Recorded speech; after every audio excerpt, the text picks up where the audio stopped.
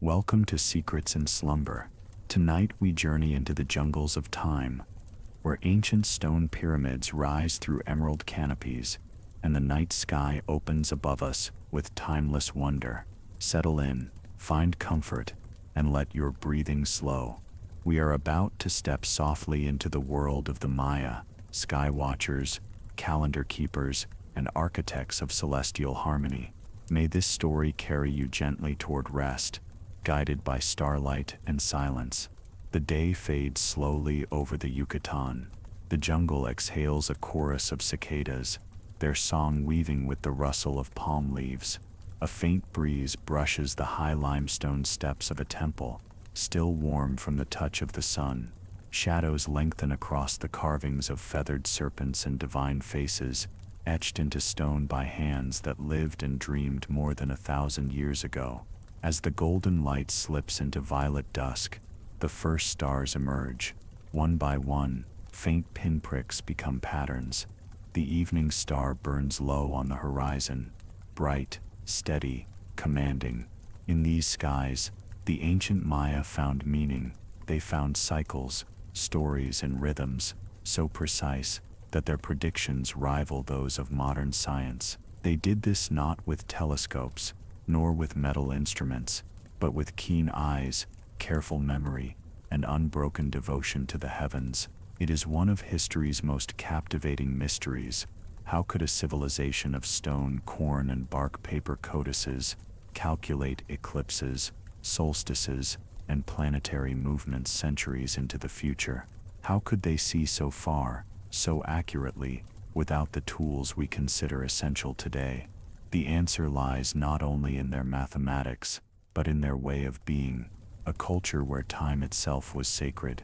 The Maya lived within cycles, the turning of the moon, the ripening of maize, the rising of Venus, the long sweep of suns and shadows that measured not years but centuries. For them, the sky was not distant, it was alive, a dialogue between gods and mortals, between the earth they farmed and the heavens they revered. Imagine yourself among them at twilight. Priests in white cotton robes climb the pyramid steps, carrying bundles of incense. Scribes bend over bark paper books, their brushes tracing red and black glyphs that mark the passage of days. Children peer upward, whispering to one another as the moon appears. Farmers, weary from tending maize, pause in their walk home to note where the sun vanished along the horizon. Everyone, from ruler to villager, lived attuned to the cosmic clock. For the Maya, astronomy was not a hobby or a curiosity, it was the heartbeat of their world. The planting of crops, the crowning of kings, the waging of wars, even the very rhythm of festivals, all were bound to the sky's unfolding. When the heavens shifted, so did life on earth, and when the people understood the cycles above, they found reassurance that their place in the universe was stable, ordered, divine. Tonight, we will move slowly through their world, letting the questions and answers reveal themselves as gently as stars emerging at night. We will wander through jungles where temples served as observatories, step into codices that still whisper predictions, and listen to the echo of priests who could read the sky like a vast, endless calendar. There is wonder here, and also comfort, to know that human beings, with no tools but patience and devotion, could chart the great movements of the cosmos.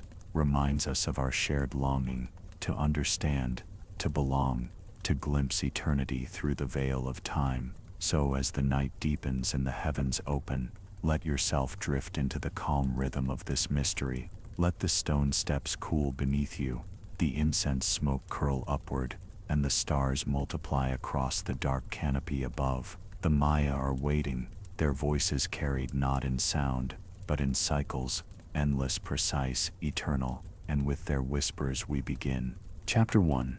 The Land of Skies and Sacred Stone. The Maya world stretched across what we now call southern Mexico, Guatemala, Belize, Honduras, and El Salvador, a land of dense emerald jungles, broad rivers winding like silver threads, limestone ridges rising from the earth, and skies that seemed to stretch forever. It was a world alive with sound, the call of parrots wheeling above, the low growl of jaguars hidden in shadows, the steady chorus of frogs and insects filling the nights. Amid this lush, breathing landscape, cities of stone rose like islands. Pyramids, temples, ball courts and plazas emerged from the forest, their forms geometric yet deeply spiritual, aligned with the movements of the heavens above. To walk among them was to feel both the weight of stone and the pull of the sky, for every angle, every shadow, every doorway seemed designed to catch the sun, the moon, or a planet in its eternal journey. The Maya built not randomly, but with cosmic intention. Their cities were maps of the heavens drawn in limestone. Great stairways pointed towards solstice sunsets, windows framed the rising of Venus, courtyards echoed with the rhythms of lunar cycles. When a ruler commissioned a new temple, it was not only an act of politics or faith, it was an alignment, a way of binding the community more closely to the sky's great order. Imagine the city of Tikal, its tall pyramids,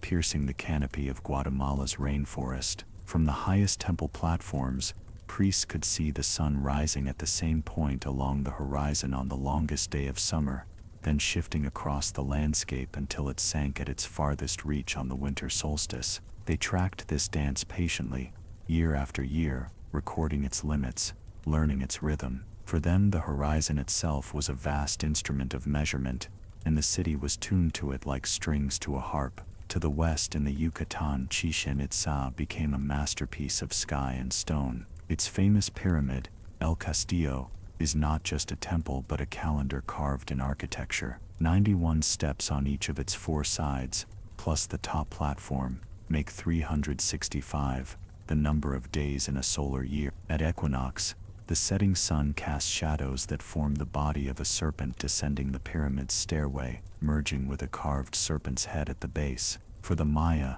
this was no coincidence. It was the feathered serpent deity, Tzolk'in, made visible, a celestial being arriving to remind the people of their place in the cycle of time. Everywhere, the natural world and the celestial world were fused. Rivers mirrored the Milky Way. Caves represented the underworld and were entrances to cosmic realms. Mountains became earthly reflections of heavenly order. The Maya saw no separation between sky and earth.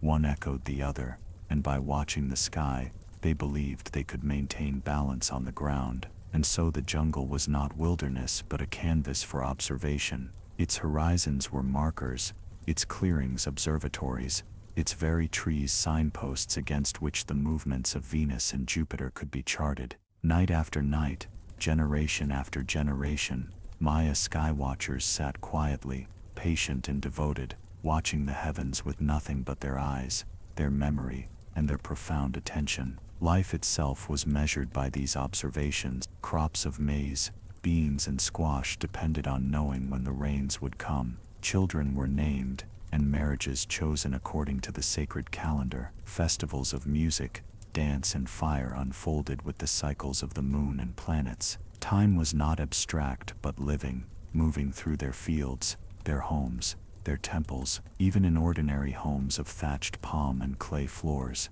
families lived in rhythm with the skies. The first smoke of morning fires curled upward as Venus rose before dawn. Farmers paused to mark the sun's position before planting. Children played in courtyards aligned to the heavens, their laughter echoing through spaces designed not just for shelter, but for cosmic participation. The Maya did not look at the sky only with curiosity. They looked with devotion, with reverence, and with a sense of belonging. They believed that by understanding the movements of the heavens, they were participating in a divine conversation. Each star, each eclipse, each solstice was a message, a reminder that human life was woven into something infinite. And so within their emerald jungles and towering pyramids, the Maya built a world where earth and sky met, where every stone spoke to the heavens, and where human lives were timed, not by the ticking of clocks, but by the eternal rhythm of the cosmos. Across the Maya world, observatories were not hidden towers of glass and steel, but temples, plazas, and pyramids of stone. They stood in silence, built into the very heart of cities, and aligned with the paths of the sun, moon, and stars. These structures, still rising from the jungle centuries later, reveal how deeply the Maya wove celestial order into earthly design. At Uxmal, in the northern Yucatan, rises the Pyramid of the Magician. Its oval base and unusual rounded form are unlike the sharper square pyramids found elsewhere. Legends say it was built in a single night by magical beings, but archaeologists have found that its shape was carefully chosen. Openings at the top align with the setting sun at specific times of the year, and from its summit, one could watch Venus rise like a brilliant torch over the horizon. Uxmal itself was arranged with such precision that its great quadrangles and temples appear to echo the movements of the heavens, reminding visitors that the city was a cosmic instrument as much as a political capital. Farther east, Chichén Itzá became one of the grandest expressions of sacred astronomy. Its structures were not simply placed for convenience but for celestial dialogue. The Temple of the Warriors faces toward the rising sun. The great ball court echoes with whispers when one stands at its ends, a reminder of sound moving like invisible waves, perhaps symbolizing the unseen rhythms of the cosmos itself. And at the heart of the city stood El Caracol, the snail observatory. With its spiral staircase and high round platform, it was designed to track the motions of Venus and other planets. Slits in its walls framed the horizon exactly where Venus would rise and set at key points in its cycle. To stand there was to look through windows of stone directly into the mathematics of the sky. Even more profound was the city of Copan, nestled in what is now Honduras. Its stellar tall stone monuments carved with rulers' images and glyphs were not simply records of dynasties, they were markers of time, aligned to track the passage of celestial cycles. Observers at Copan noted the movement of the sun along the horizon across the year, aligning temples so that on solstices and equinoxes, the rising or setting sun would pierce doorways and cast deliberate shadows. In those moments, the ordinary was transformed into sacred theater. The city itself became a stage where the heavens performed. These alignments were not accidental. They required generations of watching, patient measurement of where the sun rose and fell, and memory carried across centuries. The Maya did not build quickly. They built slowly, layer by layer, temple over temple, stone upon stone, refining their alignments so that the architecture spoke more clearly to the sky with each new phase of construction. To the people who lived there, these structures were more than buildings. They were living calendars, tools for keeping the community in step with cosmic order. When the sun reached its solstice point, priests lit fires on the temple steps, reassuring villagers that the world was turning as it should. When Venus appeared in the evening sky after a long absence, it was not just a bright point of light but a god returned, a signal that certain rituals or even wars could begin. From these observatories, the Maya measured cycles far longer than any individual life. They watched not only the yearly sun, but the slow wanderings of planets, eclipses repeating every 18 years, and patterns that span centuries. And though they lacked telescopes, their precision rivaled modern calculation. What they had instead was clarity of sky, dedication of generations, and the conviction that watching the heavens was an act of devotion as much as discovery. Imagine standing within one of these cities as night falls. The last glow of sunset slips away, and torches flicker in plazas. Priests raise incense bowls, their smoke curling upward to meet the stars. Villagers gather below, hushed, knowing that the moment matters. Then through the temple's window, a bright star appears, exactly where it was expected, exactly when it was foretold. Gasps ripple through the crowd, not of surprise, but of awe. The cosmos has spoken, and the stone has answered. In this way, Uxmal, Chichén Itzá, Copan, and countless other sites became more than cities. They were bridges between earth and sky, carefully tuned instruments built of limestone and vision. Through them, the Maya ensured that their world, the maze, the reigns, the lives of kings and commoners alike, moved in harmony with the eternal dance of the heavens. In the Maya world, time was not measured by clocks ticking in solitude. It was measured by sky and season, by the hum of cicadas, by the first rain sweeping across the land. Every element of daily life moved in harmony with the heavens, as if the cosmos itself kept rhythm for human hands. At the heart of Maya sustenance was maize, the sacred corn. To the Maya, people themselves were fashioned from maize, shaped from its dough in the myths of creation. It was not simply food but essence, life's very foundation.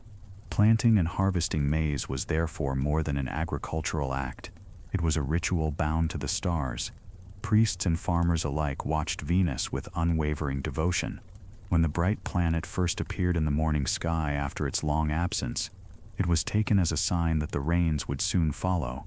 Seeds were pressed into the earth when Venus shone, its rising marking the beginning of new growth. The moon, too, guided the pace of life. Its waxing and waning arcs were recorded carefully, not only in codices but in the memories of families. Women noted its phases for childbirth and fertility, weaving lunar cycles into the rhythm of households. Festivals were timed to the moon's fullness, when villages gathered under its pale glow for music, dancing, and offerings of food and incense. Each full moon was a reminder that light and darkness moved in balance, and that people too must live in that balance. In the cities, daily tasks unfolded beneath this celestial order.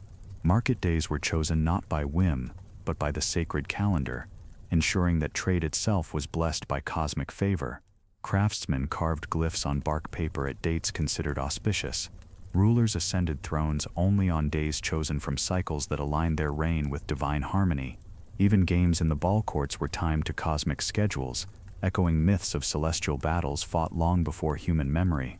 The ordinary villager, living in a thatched home with a clay hearth, did not feel separate from this order. He woke at dawn, when the eastern horizon glowed with the promise of sun. He noted whether it rose at a northern or southern point, understanding instinctively that the solstices shaped his year. He tended his fields with an eye on the sky, knowing that the position of certain stars foretold the coming of rainstorms or droughts. His wife ground maize on a stone slab, humming prayers that mirrored the rhythm of cycles overhead. Children learned early that the heavens were alive, not abstract, not distant, but companions guiding their every day. Festivals unfolded in grand rhythm with these cycles. The arrival of the rainy season was greeted with processions, flutes, and dances, invoking Chak, the rain god, whose power was tied to celestial signs. When the sun reached its zenith directly overhead, villagers and nobles alike gathered in plazas to watch shadows vanish beneath them, a sacred moment when the earth seemed perfectly aligned with heaven. Fires were lit, offerings made, and prayers sent upward, all synchronized with the celestial clock. In times of uncertainty, a drought, an eclipse, a sudden comet flaring across the night, communities turned to priests who could reassure them that these were not random events, but expected notes in a vast cosmic song. To be told that the eclipse had been predicted was to feel safety in a universe that otherwise might feel frightening. Even the deepest fears were softened by the assurance that the gods' timing was known, and that life was still within the embrace of cosmic order. Thus, daily life in the Maya world was not separate from the heavens. Every meal, every planting, every dance was an act within a cosmic cycle. To rise in the morning was to echo the rising sun. To sleep at night was to drift with the moon's silver light. To be born, to grow, to marry, to pass into death, all of it was synchronized with the rhythms written in the sky. And so the Maya lived, not beneath the heavens but within them, each day a quiet thread woven into the eternal tapestry of cycles. Chapter 2. The Interlocking Wheels of Time. Ran'an's the Maya measured life not just in moments, but in great turning wheels of time. Among their many cycles, one of the most practical and yet profoundly sacred was the Haab, their solar calendar of 365 days. It was the calendar of fields and seasons, of rain and drought, of festivals rising and falling with the turning of the sun. The Haab was divided into 18 months of 20 days each, followed by a final, smaller cycle of 5 days. Each month carried its own name, glyph, and symbolism. There was Pop, the opening month, often tied to leadership and beginnings. There was Zip, associated with hunting. Pax, a time of warfare and preparation. Zul, a time connected with the dog and its guiding spirit. On and on the months rolled, each marked by distinct rituals, each blending the flow of practical tasks with the mystery of cosmic symbolism. In this calendar, the sun's journey through the seasons shaped the rhythm of daily life. Farmers knew when to prepare their fields, when to plant maize, when to wait for the rains. Priests timed ceremonies to align with these transitions, ensuring the favor of the gods who ruled over growth and harvest. Festivals were celebrated not randomly, but with precise timing, woven into the greater order of the solar year. The final 5 days of the Haab were different. Known as Wayeb, they were considered unlucky, dangerous, a period when the boundaries between the human world and the spirit world grew thin. During Wayeb, people avoided unnecessary work. They stayed close to their homes, performed cleansing rituals, and waited quietly for the new cycle to begin. It was a pause, a reminder of vulnerability, but also a moment of renewal. When the 5 days ended, a new round of the Haab began, and the sun's journey continued. Imagine a Maya village in the heat of midsummer. The sun blazes directly overhead. Farmers glance upward, noting that there is no shadow beneath their feet, a zenith passage that occurs only in these latitudes. They know it is time to watch the skies closely, for the rains will soon arrive. Children help their parents plant maize seeds, pressing them carefully into the damp soil. Elders sit in the shade, telling stories of gods who first taught humans to watch the heavens. All of this unfolds in step with the Haab, each day carrying meaning, not only for survival, but for spiritual balance. The Haab was also deeply visual. Each day of the 365 carried a glyph, a small carved or painted image. Scribes recorded them in codices of bark paper, brushing red and black pigments onto whitewashed surfaces. These glyphs were more than symbols, they were living markers of time. A priest could glance at a codex and see where the sun stood in its yearly cycle, what rituals were needed, what events were approaching. Time itself became a picture, something one could hold in hand and read. Unlike our modern calendar, which often feels abstract, the Haab was directly tied to nature. The position of the sun, the cries of birds, the arrival of rains, all reinforced the movement of its months. Life was a partnership with the cosmos. To live out of step with the Haab was to invite imbalance, while to live in harmony with it was to ensure prosperity and peace. And yet, the Haab was never isolated. It was one wheel among many, part of a larger harmony. Alone it gave order to the seasons, but combined with other cycles, most importantly the sacred Tzolk'in, it became part of a vast interlocking system that could stretch into centuries and beyond.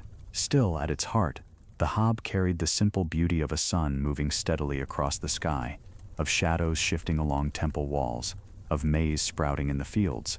It was both cosmic and close, infinite and immediate, reminding the Maya each day that they lived within a universe of rhythm and order. If the Haab was the calendar of the sun and the seasons, then the Tzolk'in was the calendar of spirit and destiny. It was the sacred heartbeat of Maya life, 260 days that pulsed with meaning, each day carrying its own energy, its own spirit, its own place in the cosmic weave. The Tzolk'in did not follow the visible path of the sun in the same way the Haab did. Instead, it followed an inner rhythm, a cycle that tied together numbers, gods, and sacred forces. It was formed of 20 named days combined with the numbers 1 through 13, creating a great rotation of 260 unique combinations.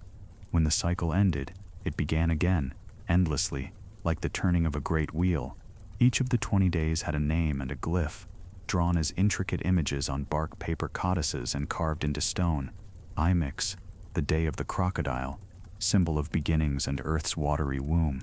Ix, the day of wind, breath, and inspiration. Akabal, the day of night and the unknown. And so they continued, through animals and natural forces, gods and mythic symbols. Each carried its own character, its own qualities, its own potential blessings and dangers. When paired with a number, 1 through 13, these days became living markers of destiny. A child born on 4 Ix, for example, carried the qualities of wind combined with the stability of 4. A ruler crowned on 8 Ajah drew upon the brilliance of the sun and the sacred completeness of the number 8. Every life was believed to be inscribed with these cosmic signatures, and priests trained for years to interpret them. The Tzolk'in shaped the intimate moments of daily existence. Families consulted daykeepers, those trained to read the calendar, before naming their children, before arranging marriages, before planting crops or beginning journeys. To act on the wrong day was to risk imbalance, while to act in harmony with the Tzolk'in was to move with the flow of cosmic energy itself. The cycle of 260 days was not chosen at random. Some scholars believe it mirrored the length of human gestation, linking birth and cosmic order in a profound way. Others suggest it reflected the cycle of Venus's appearance as the morning star. Still others point to the counting of agricultural cycles, the intervals between planting and harvest.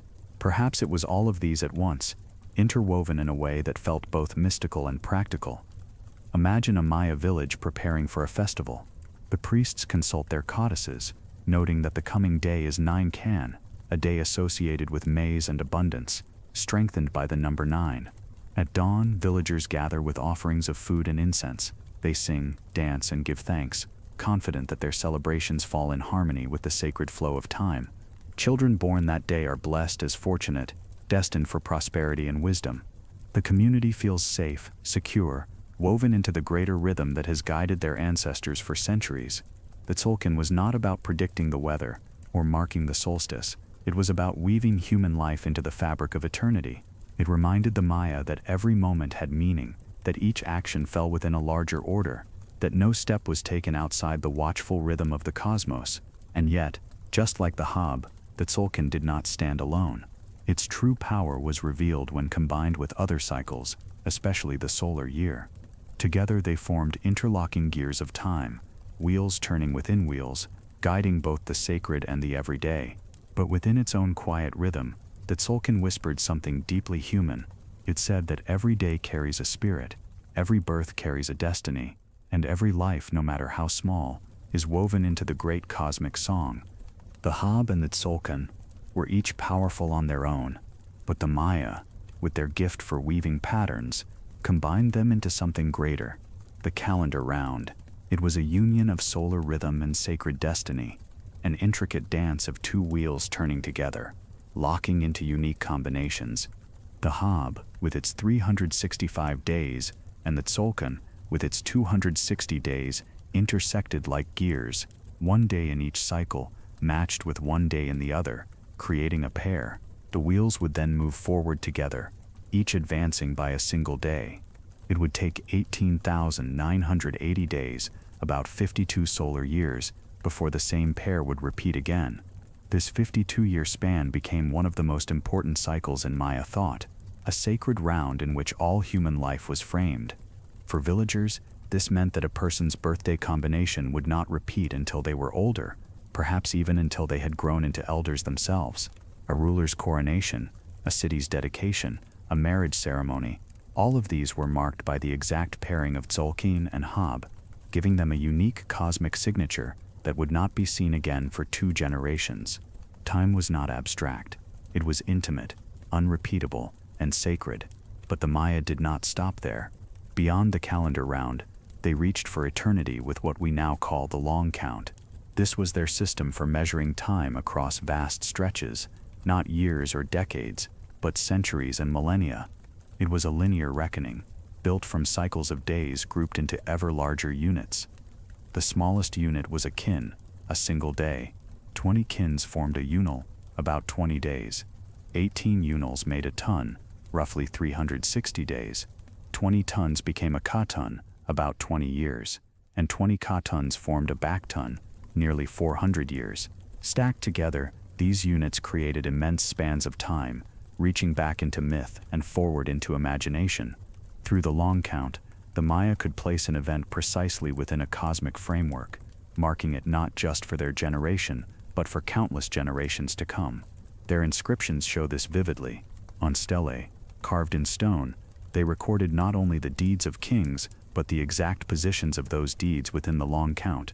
A ruler might be described as ascending the throne on 9.16.4.18, a sequence that seems mysterious at first, but that anchors the event precisely in the great unfolding of days since their mythic beginning. In this way, history itself became cosmic, each moment tied to the eternal turning of the universe.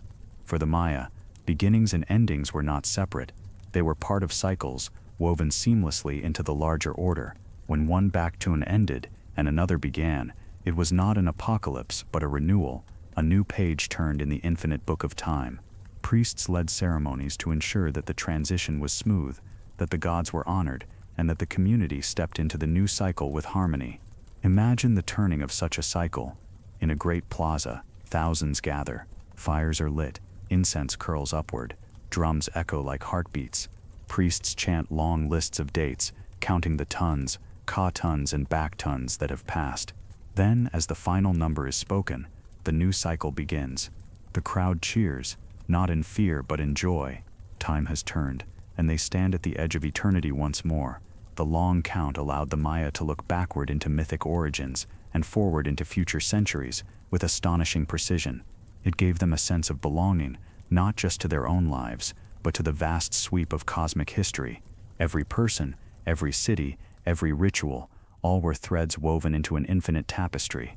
And so, through the calendar round and the long count, the Maya transformed time from something fleeting into something eternal. Their calendars were not simply tools. They were bridges, linking past and future, earth and sky, human and divine, all turning together in the endless rhythm of the cosmos.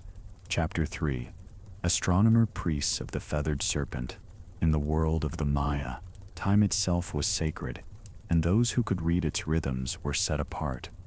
These were the astronomer priests, guardians of calendars, interpreters of cycles, keepers of codices that spoke in the language of stars. Their role was not only scholarly, but spiritual. They stood at the threshold between humanity and the cosmos, tasked with ensuring that life below remained in harmony with the heavens above. The path to becoming such a priest began early. Children of noble families, chosen for their quickness of mind or their gift for memory, were sent to temple schools. Within the shadow of pyramids and beneath the carved faces of gods, they learned to trace glyphs onto bark paper, to count in vigesimal numbers, a system based on 20s, and to recite the long sequences of dates that wound through the Tzolk'in and the Haab. Their voices would rise in the cool dawn air, chanting numbers and names, until they became as natural as breath. These schools were not places of idle learning. They were disciplined and sacred. Teachers, themselves experienced scribes and priests, demanded precision. A misplaced glyph, a forgotten count, could mean more than a simple error. It could mean misunderstanding the will of the gods, mistiming a festival, or planting crops out of season. And so the young initiates worked with quiet seriousness, their brushes moving carefully across the smoothened bark of amate paper, their minds learning not only to calculate, but to connect calculation with meaning. Alongside mathematics and writing, they learned stories, myths that bound the stars to the deeds of gods and heroes. They memorized the tale of the hero twins, who descended into the underworld to play the ballgame with lords of death, their victory tied to cycles of renewal in sun and moon. They studied the journey of Kukulkan, the feathered serpent, who moved between heaven and earth as a messenger of cosmic order. These stories were not mere entertainment. They were teaching tools, allegories that linked celestial events to human destiny. Training also involved observation.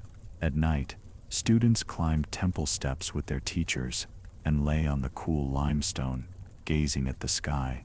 They learned to mark the rising of certain stars along the horizon, to notice when the Pleiades clustered high overhead, to watch Venus when it returned as morning star. With nothing but naked eyes and patient attention, they grew attuned to patterns that stretched across years, decades, even lifetimes. By day they studied the shadows.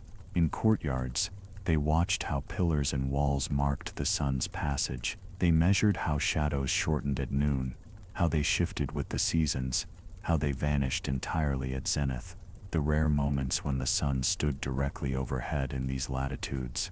These observations, repeated daily, etched themselves into memory, forming a living library that no book could contain.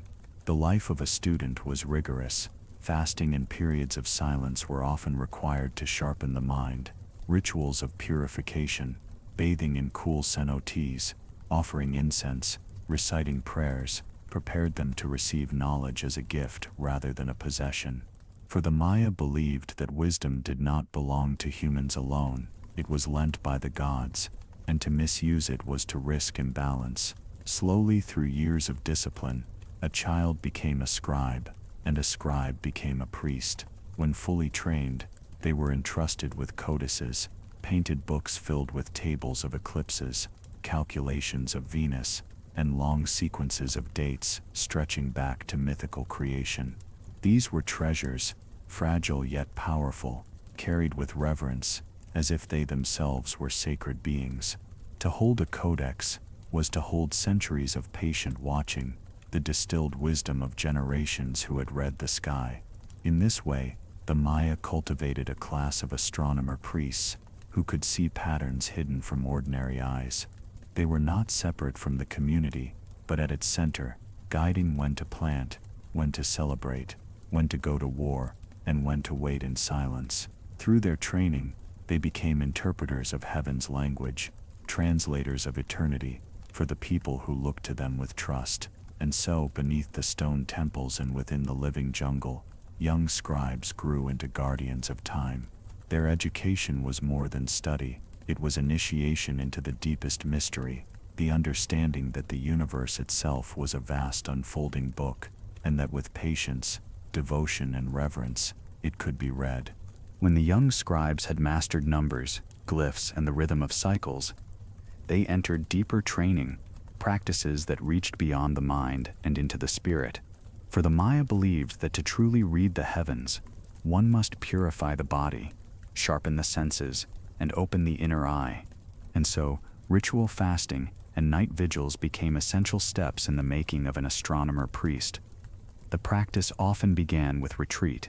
A novice might be sent away from the bustle of the city, to a small hut near a temple courtyard, or to the quiet banks of a cenote. There, beneath the shade of ceiba trees, they fasted from heavy foods. Days passed with only maize gruel or clear water touched with herbs. The body grew lighter, the mind more focused. Hunger sharpened awareness, making each sound, each flicker of starlight more vivid.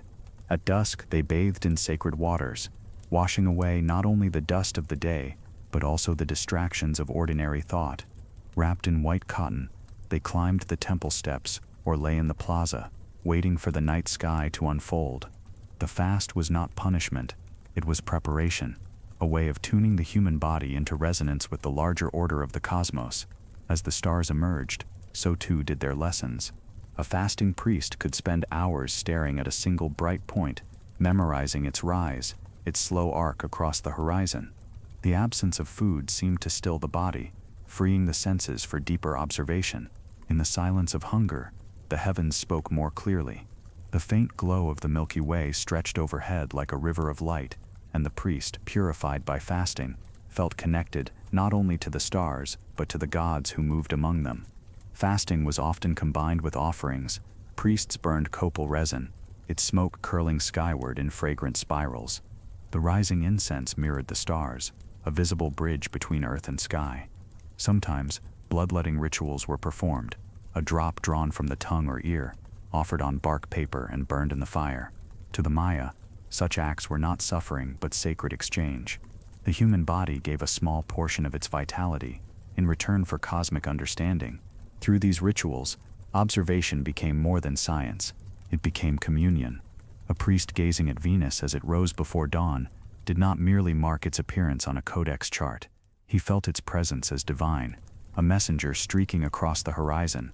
A lunar eclipse was not only predicted by counting cycles, it was lived through fasting, with prayers whispered as the moon darkened, the people reassured by priests who had prepared themselves to meet such shadows. Imagine such a night. The jungle breathes softly. Cicadas sing their endless song. A priest, thin from fasting, sits cross-legged atop a temple platform. The stars shimmer above him. He has not eaten in days, yet his gaze is steady. He notes how Mars, glowing red, edges closer to the horizon each night. He breathes deeply, feeling the rhythm of his own heartbeat echo the rhythm of the heavens. Around him, the city sleeps, trusting that their priest will return with knowledge gleaned not only from watching, but from embodying the cycles themselves. Over time, these practices shaped not just knowledge but perception. Priests trained in fasting and vigil spoke of seeing patterns that eluded ordinary eyes, the subtle shifting of planets. They became conduits of reassurance, returning from their nights beneath the stars to tell the people, the gods are with us, the cycles are intact, the order holds. This was the deeper gift of fasting and ritual. It was not only about prediction, it was about presence, being fully awake beneath the heavens, the human heart attuned to the infinite. By quieting hunger, by stilling distraction, by giving offerings of smoke and blood, the astronomer priests purified themselves so they could perceive what lay hidden in the great clockwork of the sky. And in that stillness, in those long nights of hunger and stars, they came to embody the truth that the Maya cherished most. Humanity was not separate from the cosmos but woven into it, every heartbeat another note in the eternal song of time. For the Maya, astronomy was never separated into cold science and warm belief. It was one. Every calculation, Every careful record of Venus or the moon was both mathematics and prayer. Observation met prophecy in a seamless union, where the astronomer priest stood as interpreter, ensuring the community lived in balance with the gods who animated the skies. The priests did not watch the heavens merely for curiosity. Their role was responsibility. The timing of planting, the declaring of festivals, the waging of wars, all were matters of survival and faith, and each required alignment with the cosmic order. If Venus rose at dawn, a campaign might begin. If an eclipse was approaching, rituals of reassurance had to be performed so the people would not fall into fear. The priest, through his vigilance, gave the community confidence that their world was held within divine patterns. Prophecy flowed from this knowledge. When a priest studied the cycles of Venus in the Dresden Codex, noting its 584-day journey, he did not stop at marking dates. He interpreted what they meant. Venus appearing as morning star could foretell upheaval, even conflict. Its disappearance behind the sun might mark a time of quiet, of hidden movement. The cycles themselves were the language of prophecy, and the priest was the translator. Yet these prophecies were never delivered harshly. They were spoken with calm authority, woven into ritual and story, shared in plazas where villagers gathered by torchlight. A priest might raise his hand to the sky, pointing to a bright star, then tell how it signaled a time of renewal, of harvests blessed by the gods. Or he might warn gently of coming difficulty, reminding people that cycles always return, that darkness is followed by light. Prophecy was never doom, it was guidance, a reminder of the eternal wheel in which humans had their place. This fusion of science and spirituality can still be felt in the architecture the priests guided. At Chichén Itzá, El Castillo stands as both pyramid and calendar. At equinox, shadows form the body of a serpent slithering down its steps, a prophecy enacted in stone and light. To see it was to feel the truth of their teachings, that the heavens themselves confirm the cycles of renewal, that Kukulkan descends not only in myth but in living shadow. At Copan, rulers had stelae erected with long count dates carved deeply into their sides. These were not simple commemorations of reigns, they were prophetic markers, declaring that the ruler's life, his deeds, even his very existence, were written into eternity. To stand before such a monument was to see prophecy embodied, the assurance that time itself recognized the leader, and that the gods acknowledged his rule. Observation also carried weight in the community's most vulnerable moments. When eclipses were predicted, fear stirred. The moon swallowed by shadow could seem like the end of order, but the priests holding their codices already knew it would happen. They gathered the people, reassured them, and performed rituals to steady hearts. Drums echoed, incense rose, and chants filled the night. And when the light returned, the prophecy fulfilled, faith in the cosmic order deepened. In this way, astronomy as sacred duty became a cornerstone of Maya life. Priests ensured not only crops and ceremonies, but also emotional balance. Their words soothed, their knowledge calmed. They embodied a truth, that by watching the heavens with patience, one could see both the immediate needs of the people and the eternal design of the gods. And so, when the astronomer priest raised his eyes to the sky, he was not simply marking time, he was speaking with eternity.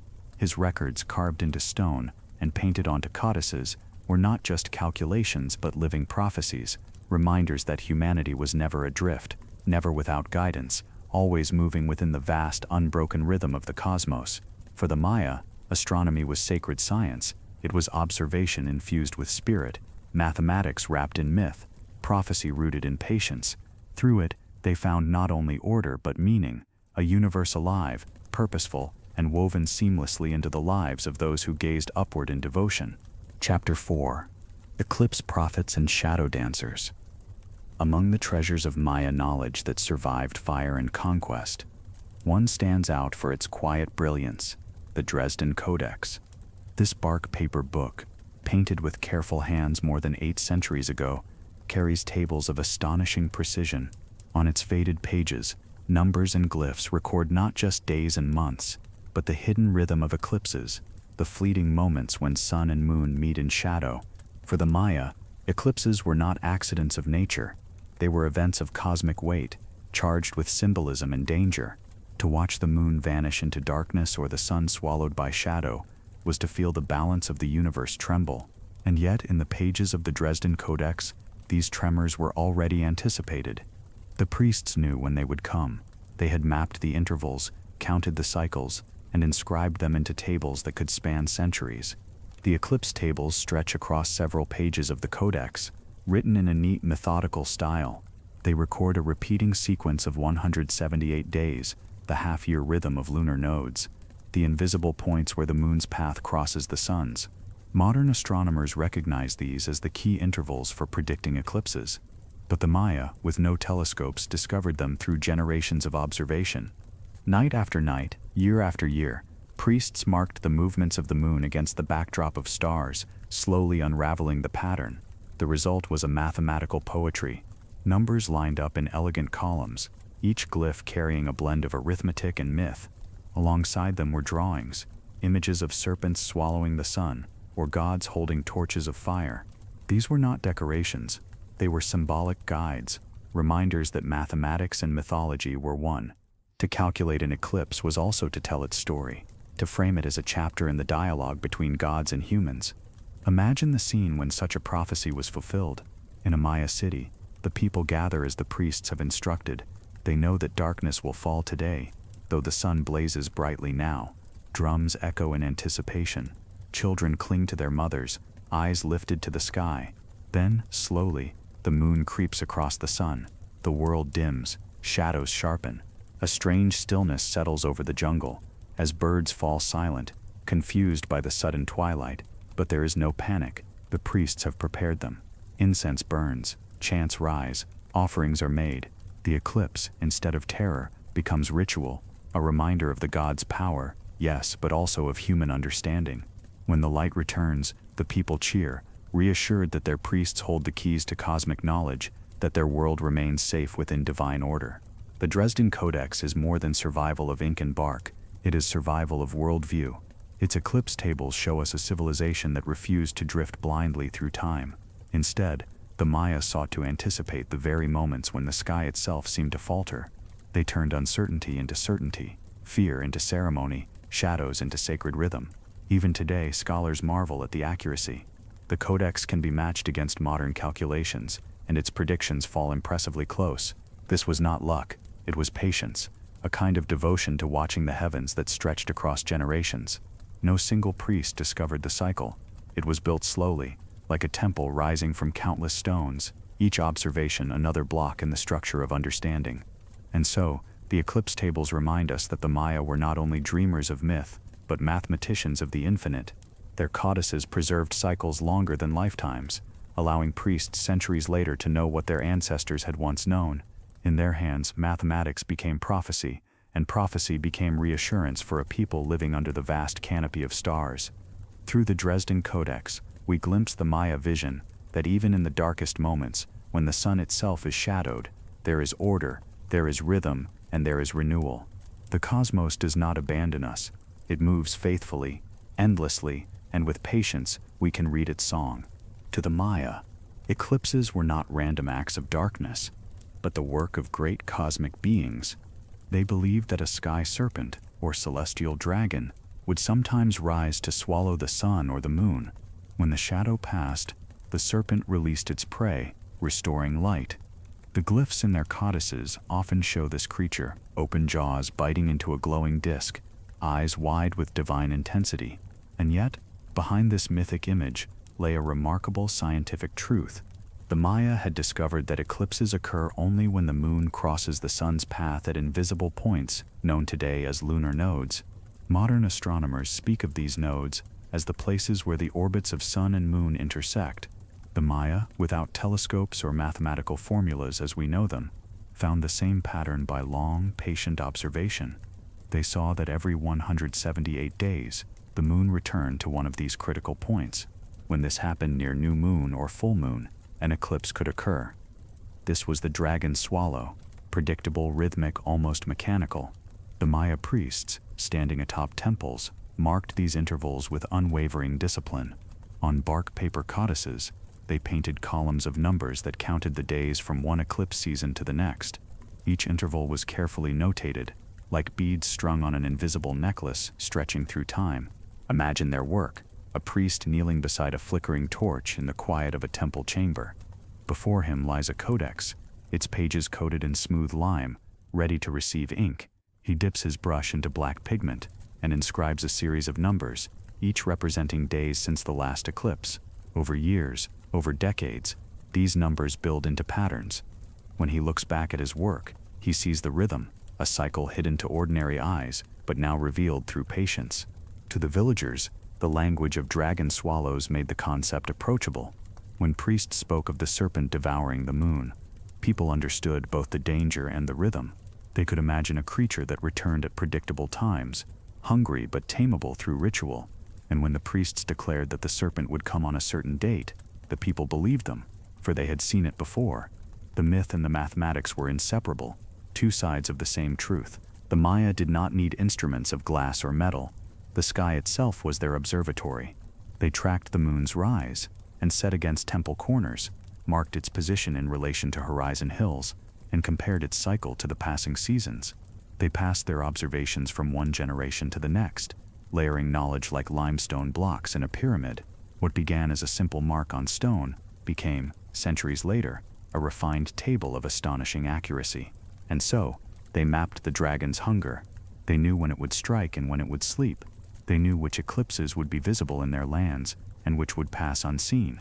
They even tied eclipses to omens, noting whether they brought abundance or warning. By blending observation with symbolism, they transformed shadow into story, story into calculation, and calculation into prophecy. Picture a Maya plaza during such an eclipse season. The people gather, hushed. The priests, holding codices, declare that tonight the serpent will take a bite from the moon. As darkness grows, fear trembles in hearts, but ritual steadies it. Drums sound, torches flare, chants rise, and just as foretold, the serpent releases its prey. The moon brightens again, and relief spreads like dawn across the crowd. Confidence grows. The priests have mastered the rhythm of the sky. The brilliance of their achievement lies not only in prediction, but in the harmony of myth and measurement. They did not strip the eclipse of its mystery, they deepened it. To them, the dragon swallow was both a story of gods and a sequence of numbers.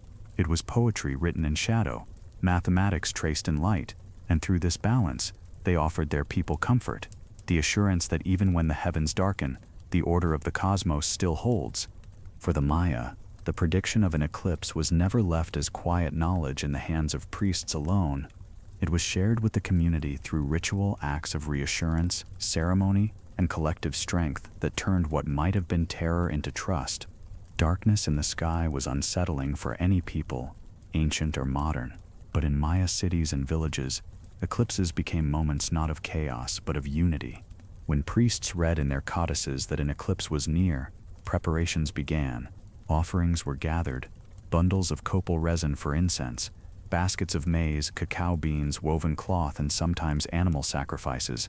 Musicians readied their drums and flutes, their instruments echoing heartbeats and winds. Runners carried messages to outlying villages, calling the people to gather at plazas and temple courtyards. The community would not face the shadow alone. As the day arrived, anticipation filled the air. If it was to be a lunar eclipse, the rituals unfolded at night. Families prepared fires in front of their homes, while priests ascended temple steps to keep vigil. If it was to be a solar eclipse, the whole city gathered under the bright midday sun, waiting for the shadow to fall. Children clutched their mothers' hands, wide-eyed but reassured by the steady presence of elders who had seen eclipses before. When the first bite of shadow appeared, the ceremonies began. Drums thundered through plazas, their rhythms steady and insistent, as if to remind the sun or moon that it must not linger in darkness. Chants rose in unison, led by priests in feathered headdresses, their voices echoing against temple walls. Incense smoke curled upward, carrying prayers into the heavens, its scent thick and calming. People believed that the gods listened to such offerings, that the serpent swallowing the sun could be appeased with song, fire, and devotion. In some accounts, villagers beat on pots or blew conch shells during eclipses, their noise an attempt to frighten away the celestial creature causing the darkness. Others describe offerings of food or blood, gifts to balance the cosmic scales. The rituals varied, but the purpose was the same: to transform fear into action, to show that humanity was not powerless before the heavens, but part of the conversation. The priests were central in this dialogue. They reminded the people that the eclipse had been foreseen, that it was part of the great cycle, not a random disaster. Standing on temple platforms, codices at their sides, they spoke calmly, assuring all that the light would return. And when it did, when the moon brightened once more, or the sun's full disk reappeared, relief swept through the crowd like a tide. Laughter returned, music quickened, and gratitude replaced dread. These communal rituals did more than ease anxiety. They reinforced the Maya worldview, that the cosmos was ordered, predictable, alive with divine presence, yet also knowable through devotion and patience. An eclipse was no longer a threat. It became a sign of connection, proof that humans and gods were woven into the same fabric. The people trusted their priests more deeply, for they had not only predicted the event, but guided the community through it with strength and care. Imagine one such night in Copan. The moon begins to dim, a shadow creeping across its face. The people gasp, but drums sound, deep and steady. Priests lift torches high, their flames flickering against carved stelae. Children join their parents in chanting words older than memory. For a time, the world feels fragile, suspended between light and dark. And then, slowly, the glow returns. The serpent has released its hold. The moon shines again. A cheer ripples across the plaza, carrying both joy and relief. In these moments, the Maya found reassurance not only in the return of light, but in their place within the cycles of the universe. Darkness would come, but so would dawn. Shadows would fall, but they would always pass. Through ritual, they learned to trust the rhythm of eternity, and so, each eclipse became less a threat than a lesson, that even in moments of deepest uncertainty, there is order, there is return, there is renewal. The heavens, though vast and mysterious, move in harmony, and humanity, by honoring those rhythms, moves in harmony with them. Chapter 5. Venus, the morning star's war dance. Of all the wandering stars the Maya tracked, none held more power, more fascination, or more fear than Venus. To them, it was not just a bright point in the sky, but a living deity, a force whose rising and setting carried messages of both abundance and conflict. It was the planet of duality, of war and harvest, of destruction and renewal, and it became one of the most carefully watched bodies in the heavens. The Maya called Venus No-Ek, the great star. Its brilliance was unmatched, often the first to pierce the twilight sky and the last to fade as the sun approached. To stand in a Maya city at dawn and see Venus blazing above the jungle canopy was to feel the universe awake with intention. Its light seemed sharper than the stars, steady and commanding, as though it were not simply shining but speaking. For ordinary villagers, Venus was woven into the cycles of daily life. Its appearance in the morning sky often marked the time to prepare the fields, to ready the maize for planting, to call on the gods of rain for blessing. Its disappearance signaled a pause, a time to wait, to allow the cycles of growth and rest to balance. Farmers believed their fortunes rose and fell with Venus's light, that a poor planting at the wrong moment could lead to famine, while a careful alignment brought abundance. Yet Venus was not only gentle, it was also feared, for its rising was tied to omens of conflict. Priests recorded in their codices that when Venus appeared as morning star, wars were often waged, rulers declared campaigns, and captives were taken for sacrifice. Its brilliance at dawn was seen as a weapon, a divine signal that the gods favored upheaval. Kings consulted the timing of Venus before sending armies to neighboring cities. To march without its blessing was to risk disaster, but to strike at its rising was to wield cosmic power. The Dresden Codex contains elaborate Venus tables, spanning hundreds of years. These records tracked the planet's cycle of 584 days, from its appearance as morning star, to its disappearance into the sun's glare, to its return as evening star. The priests calculated not only when Venus would be visible, but how many days it would shine before vanishing again. By interweaving these counts with the Tzolk'in and the Haab, they could time rituals, plantings, and wars with astonishing accuracy. Imagine a Maya capital preparing for war. The ruler, adorned in jade and quetzal feathers, stands before his priests. They open a codex, its painted pages glowing in torchlight. Their fingers trace the glyphs, and they announce Venus will rise as morning star in 3 nights. This is the moment. Drums echo, warriors paint their faces, and preparations begin. When Venus blazes at dawn, they march, believing that the heavens themselves grant them strength, but not all associations were violent. Venus was also tied to renewal, fertility, and cosmic order. Farmers prayed to it for successful harvests. Lovers offered incense when it appeared as evening star, seeing its glow as a blessing for unions. Its dual nature mirrored life itself, joy and struggle, growth and loss, creation and destruction. The Maya did not see contradiction here. They saw balance, the constant weaving of opposites in the tapestry of existence. To a modern eye, Venus is a planet orbiting closer to the sun, brilliant because of reflected light. To the Maya, it was more than physics. It was a god moving visibly through the sky, reminding humans that their fates were bound to the heavens. Each time it returned after a long absence, it was as if a messenger had stepped back into the world, bringing news from realms beyond. And so in plazas and fields, in temples and codices, Venus shone not only as light, but as law. It commanded when to plant, when to celebrate, when to fight, and when to rest. It was the great star of harmony and upheaval, harvest and war, its brilliance piercing the canopy of the jungle like the eternal heartbeat of the gods. On the fragile bark paper pages of the Dresden Codex, painted in black and red, lie some of the most extraordinary astronomical records of the ancient world, the Venus tables. These were not casual notes but carefully structured sequences of numbers, glyphs and symbols that mapped the journey of Venus across centuries. With no telescopes, no modern instruments, the Maya priests charted the planet's cycle with such accuracy that their predictions extended far beyond their own lifetimes, stretching into millennia. The cycle they recorded was precise, 584 days from one appearance of Venus as morning star to the next. Yet the priests did not stop at observing this once or twice. They tracked it over and over, for generations, until the pattern was confirmed and refined. They then aligned this 584-day rhythm with their calendars, the 260-day Tzolk'in and the 365-day Haab, creating a complex interweaving of cycles.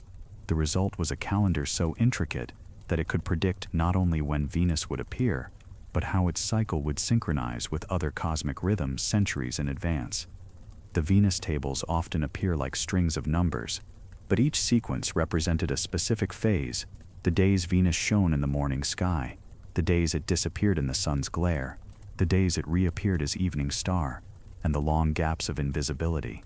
These numbers allowed priests to calculate exactly when the gods would speak through Venus's reappearance.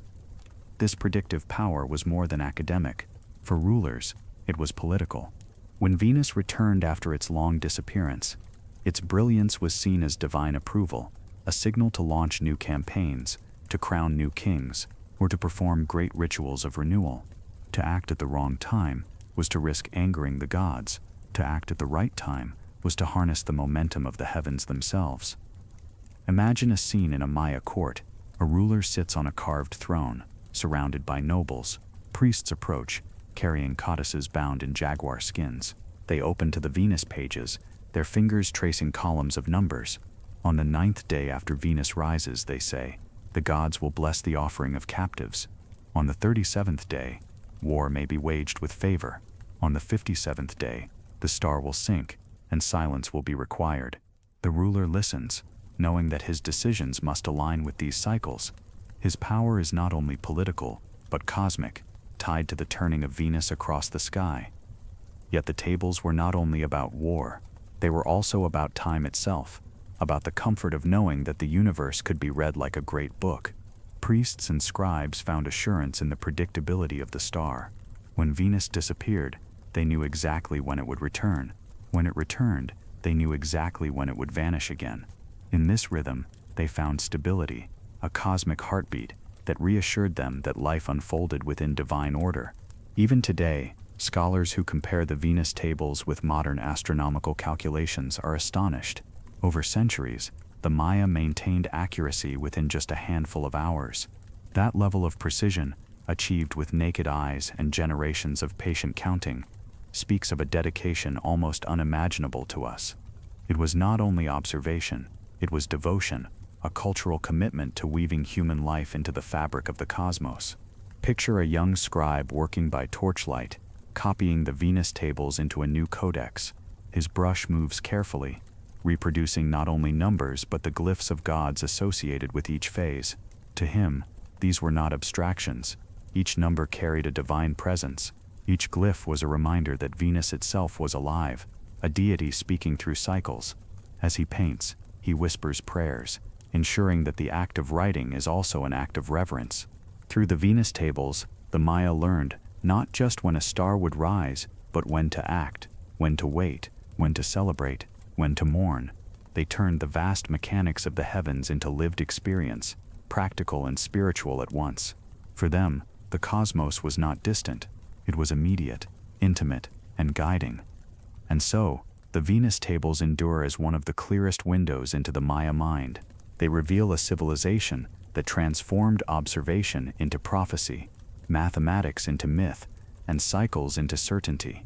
With each careful number, the Maya affirmed their place in the universe, listening to the voice of the gods carried in the brilliance of a star. For the Maya, war was never only about armies, weapons, or chance. It was woven into the fabric of the cosmos, guided by the stars, and especially by Venus. To strike at the wrong time was to fight against the universe itself, but to march when the heavens gave their sign was to carry divine sanction, to make war not only a political act, but a cosmic necessity. The Dresden Codex shows this clearly. Alongside columns of numbers marking the phases of Venus are images of gods brandishing weapons, spearing captives, or hurling darts. These were not random illustrations. They were instructions, reminders that when Venus blazed as morning star, certain actions were permitted, even demanded. A ruler could seize the moment to raid a rival city, to capture prisoners for sacrifice, or to reaffirm his power. To ignore the timing was to risk disaster. Historical evidence supports this link. In inscriptions carved at sites like Caracol and Chichén, wars and conquests are often dated with careful precision, sometimes aligning with known phases of Venus. When Venus rose brilliantly at dawn after its period of absence, armies were dispatched. The glow of the star itself was seen as a divine spear, striking ahead of human warriors. Imagine such a campaign. The city has prepared for months, but the army waits. The priests have told them, not yet, not until Venus rises. So the warriors sharpen their obsidian blades, paint their faces with red and black, and practice the sacred ball game that mirrors cosmic struggle. Each morning they look to the eastern horizon, waiting. Then, one dawn, the star returns, fierce and unwavering. The priests proclaim, "Now, the gods walk with us." Drums thunder, conch shells wail. The army marches, convinced that the brilliance above is their shield and their weapon.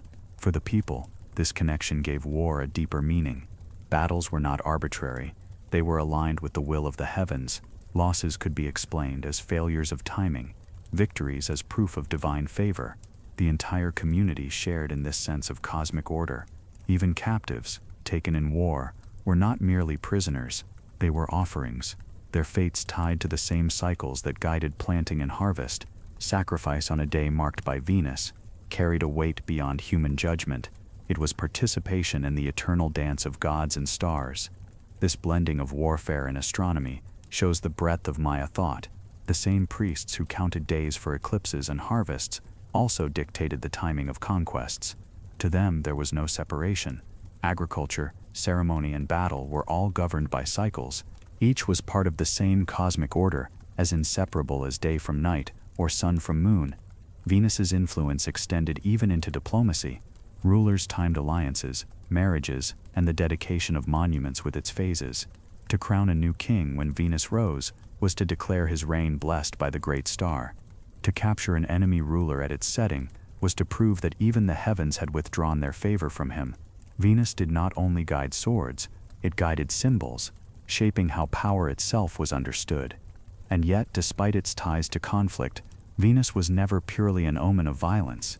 Its cycle also reminded the Maya that war and peace, like light and darkness, were part of a greater balance. Just as Venus vanished into the sun's glare, so too must conflict eventually give way to rest.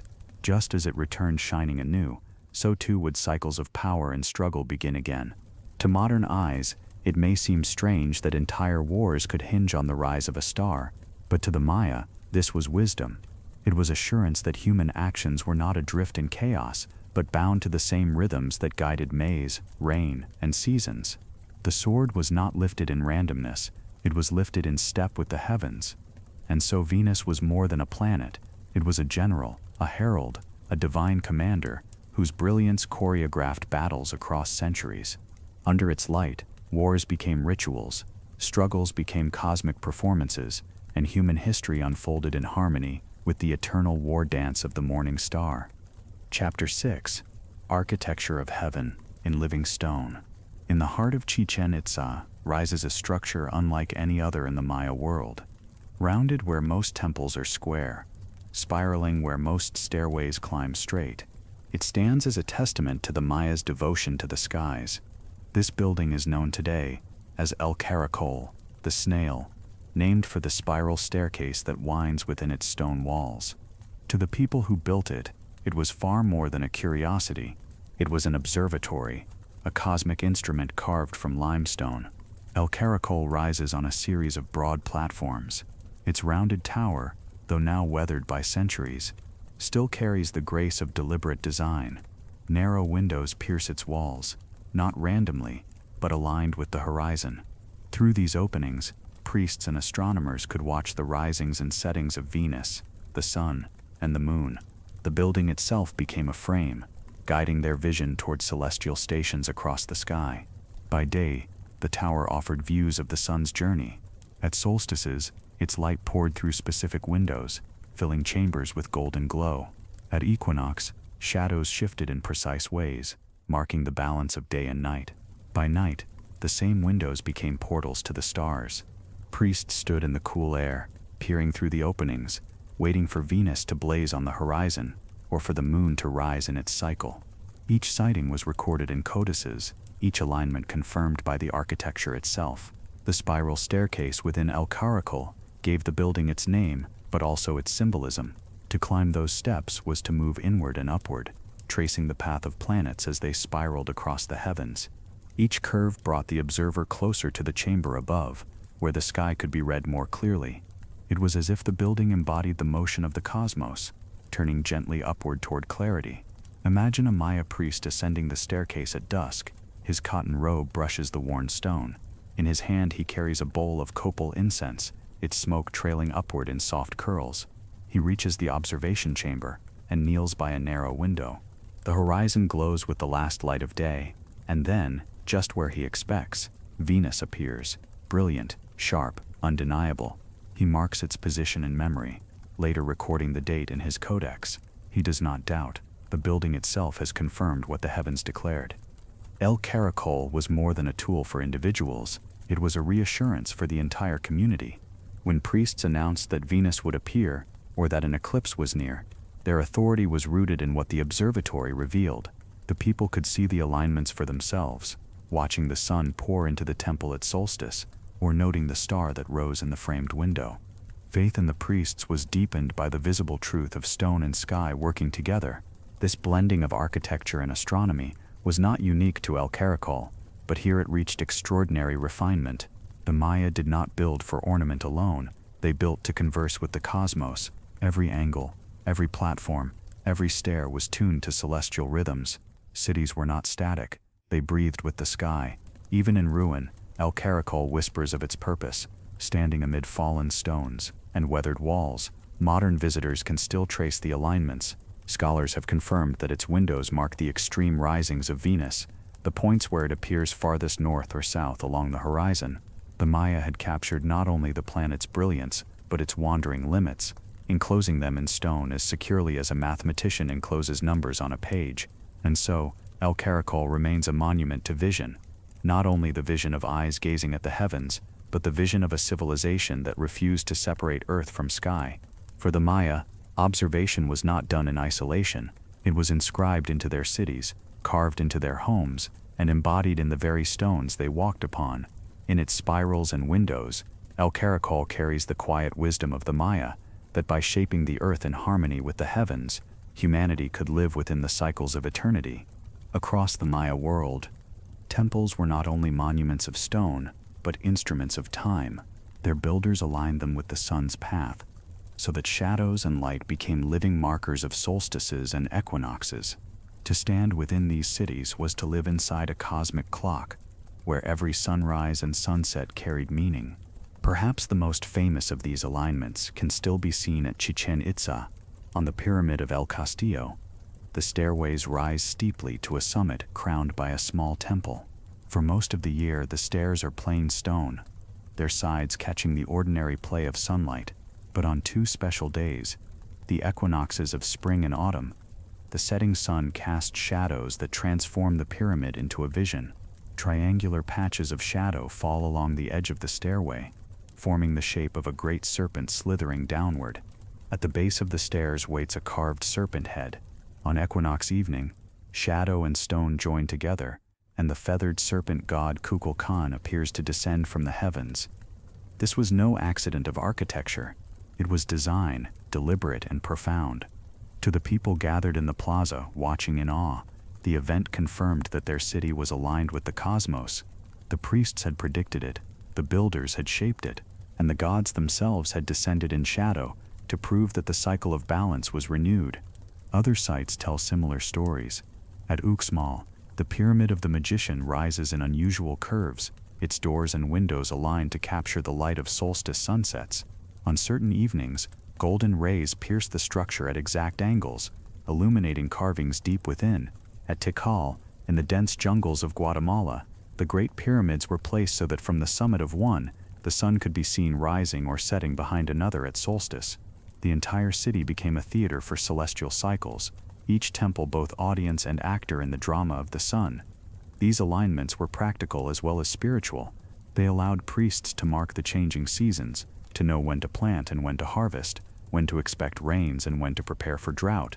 But they were also symbolic, binding communities to the assurance that time was not chaos but harmony. When the sun illuminated a temple at the exact predicted moment, it reassured people that their world was still in step with divine order. Imagine such a day. The community gathers in the plaza, the air heavy with the scent of copal smoke. Musicians play slow rhythms on drums and flutes, their notes rising with anticipation. Children peer upward, their eyes wide.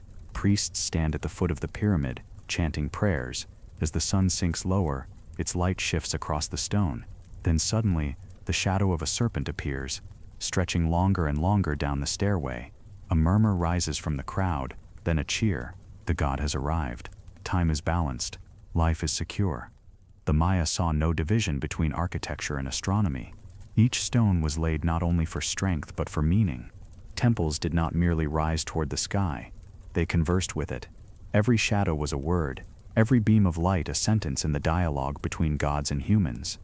For us today, these alignments remain breathtaking. Even with modern knowledge of astronomy, to see the serpent of shadow slide down El Castillo is to feel wonder. But for the Maya, it was more than wonder. It was proof. Proof that their devotion, their mathematics, and their rituals were true. Proof that the gods were watching, answering, and reassuring. Thus, stone and shadow became sacred instruments.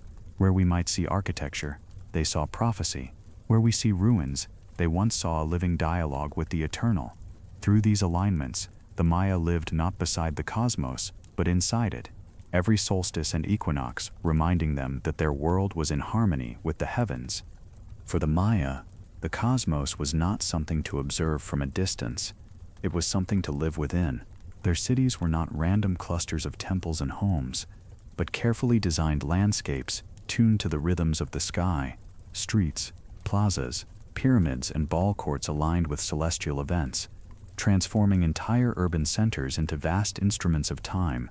At Tikal, the grand city deep within the Guatemalan jungle, the arrangement of its temples speaks with the voice of the heavens.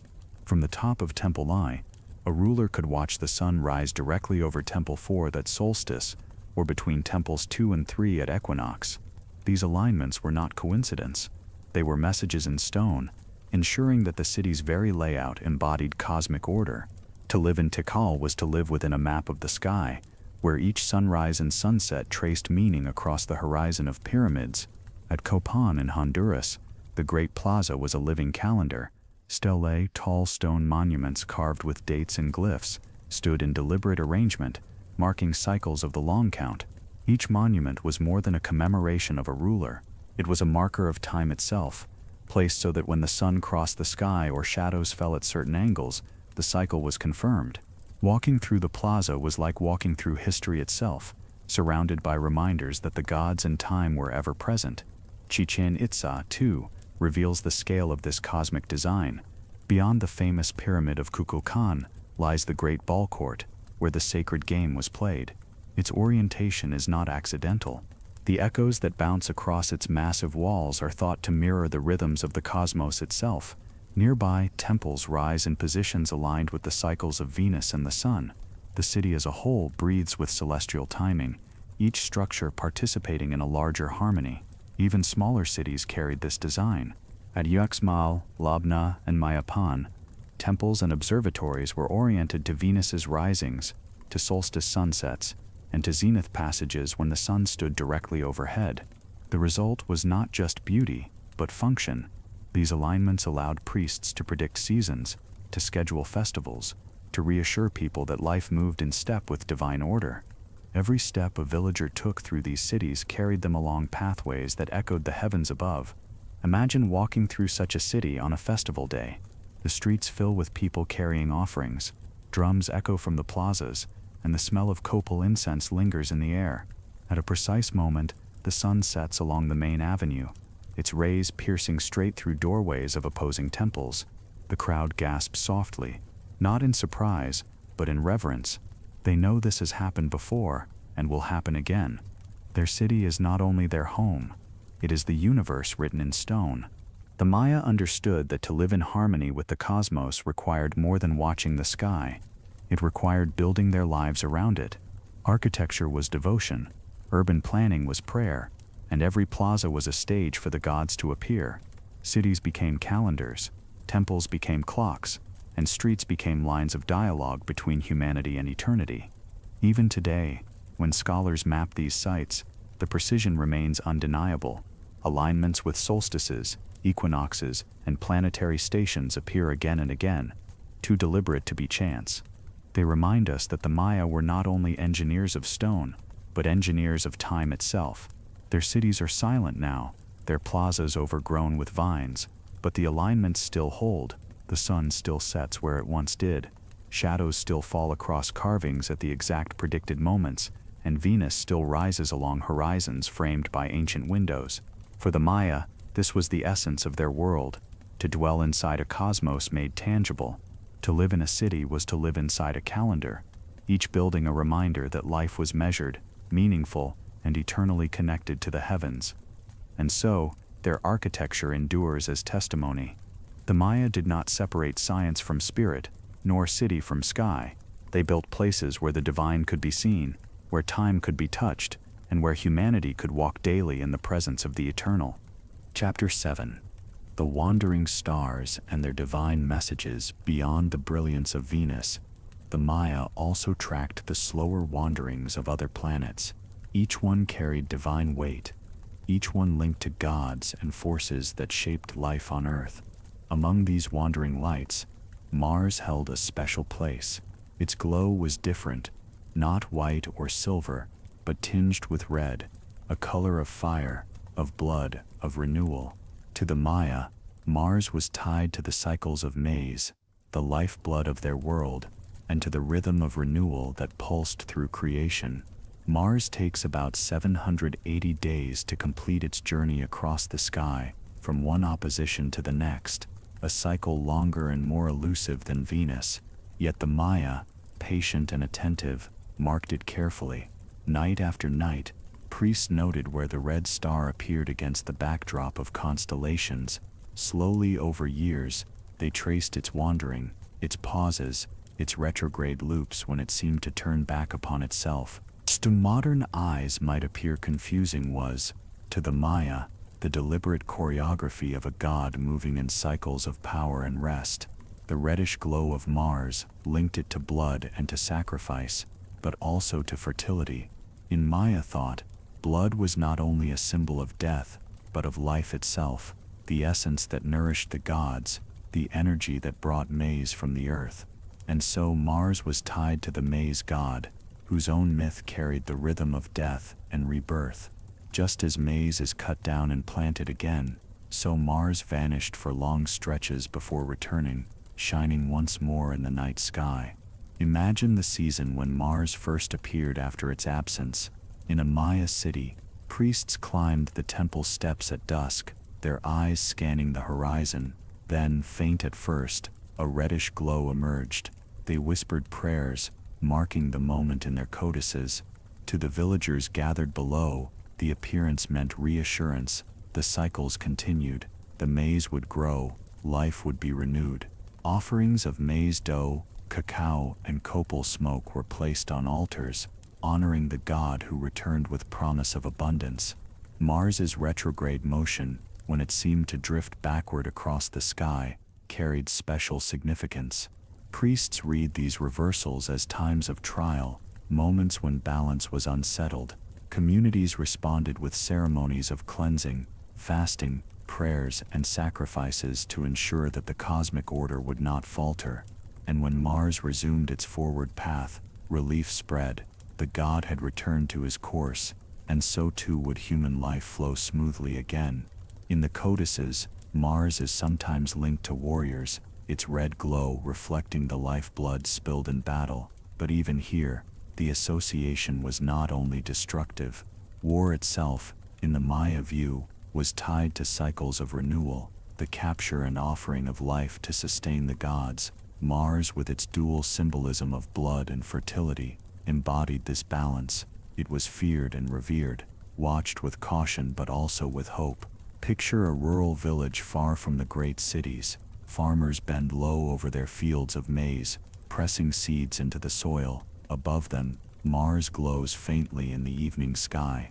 The elders remind the young this is the god's fire, watching over the planting.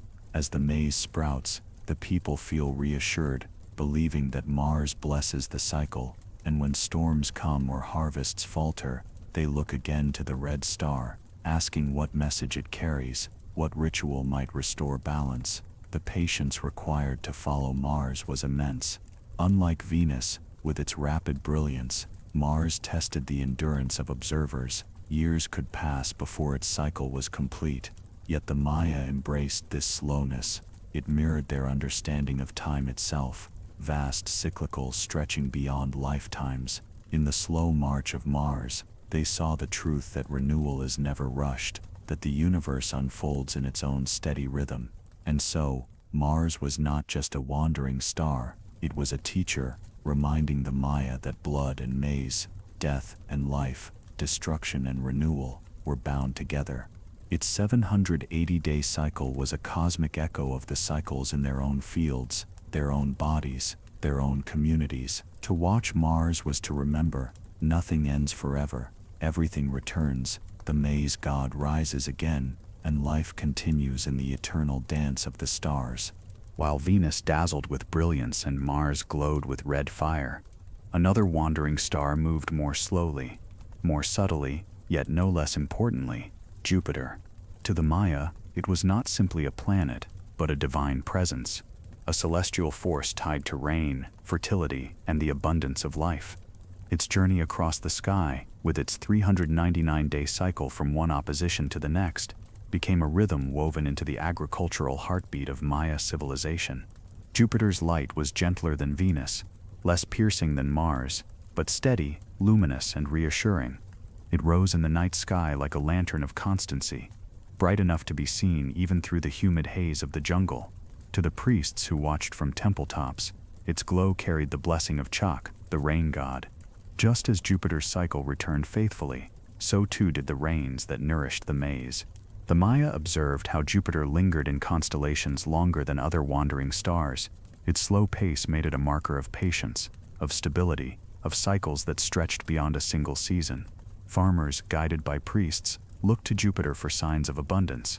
Its steady presence near the horizon during planting seasons was seen as a promise that rains would come, that the maize would rise tall, that the people would not go hungry. In codices, Jupiter appears alongside glyphs for rain and fertility.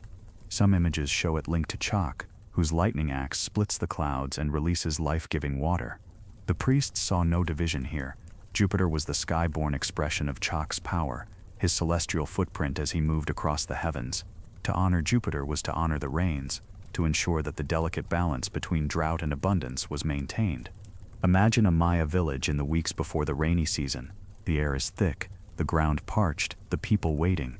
At night they gather in the plaza as priests lift their eyes to the eastern sky. There Jupiter gleams, drums sound softly, conch shells call, incense smoke curls upward. The priests announce, Chak walks among the stars, the rains will follow. The people cheer, comforted not by abstract prediction, but by the visible glow of a god who reassures them. Jupiter's retrograde motion, when it seemed to pause and move backward, carried its own meaning. To the Maya, these reversals were signs that the balance of rain and drought was in flux. Rituals were held to strengthen Chak's favor. Offerings of maize gruel, cacao, and feathers were made at temple altars. Sometimes, entire communities participated in rain dances, their movements echoing the slow, deliberate pace of Jupiter itself. Through these acts, they aligned their lives with the planet's choreography, trusting that harmony would be restored. The priests who tracked Jupiter did so with astonishing dedication. Night after night they recorded its movements, noting the days between risings, the places where it lingered, the moments it appeared brightest. Over generations, these observations became tables, calculations, and predictions inscribed in codices. Jupiter's cycle was not only a spiritual sign but a mathematical rhythm, proving again the Maya's genius for uniting devotion and precision.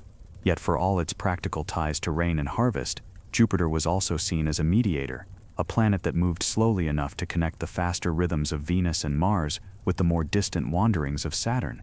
It was the steady dancer among the gods, reminding humans that life was not always about sudden brilliance or fiery trials. Sometimes, it was about patience, trust, and the quiet assurance that balance would return. Picture a Maya ruler listening to his priests as they describe Jupiter's position. He hears not only numbers but prophecy, that his reign will be fertile, that the rains will bless his people, that the gods smile on his city. When storms arrive weeks later, soaking the fields and filling the reservoirs, the people rejoice. Their trust in the priests, in the calendars, and in the great slow star above grows stronger. Through Jupiter, the Maya found a reminder of the gentler side of the cosmos. It was a star of continuity, of life renewed by rain, of abundance flowing from patience. Its 399-day cycle was less dramatic than Venus's brilliance or Mars's fire, yet it was no less sacred. To watch Jupiter was to feel reassured that even in uncertainty, the universe held steady, carrying the promise of nourishment, growth, and renewal in its slow, luminous dance. While Venus, Mars, and Jupiter commanded much of the Maya's attention, the other wandering stars, Mercury and Saturn, also found their places in the cosmic court. Each had its own rhythm, its own voice, its own lessons for those who watched the skies with patient devotion. Mercury, the smallest and swiftest of the visible planets, darted close to the sun, appearing briefly in the evening or morning twilight before slipping away again. To the Maya, its elusive nature marked it as a messenger. It came quickly, disappeared quickly, never lingering long. Priests associated it with communication, with movement, with the fleeting yet vital exchanges between humans and gods. Observing Mercury was a challenge. Its appearances were brief, low on the horizon, easily lost in the sun's glow. Yet the Maya tracked it faithfully. They noted its synodic cycle of 116 days, from one appearance as morning star to the next. Though not as dazzling as Venus, Mercury's rhythm was still woven into their calendars, a reminder that even the swiftest of beings moved within the great order of cycles. Imagine a Maya priest at dawn, scanning the horizon for Mercury's faint glow. He knows it will appear only for a few mornings before vanishing again. When he sees it, he records the date in his codex, aligning it with the sacred Tzolk'in. To him, Mercury's sudden appearances are not random, but messages, brief whispers from the gods, reminders that communication between realms is always possible but often fleeting. In contrast, Saturn moved slowly, taking years to wander across the constellations. Where Mercury was a swift messenger, Saturn was a patient teacher.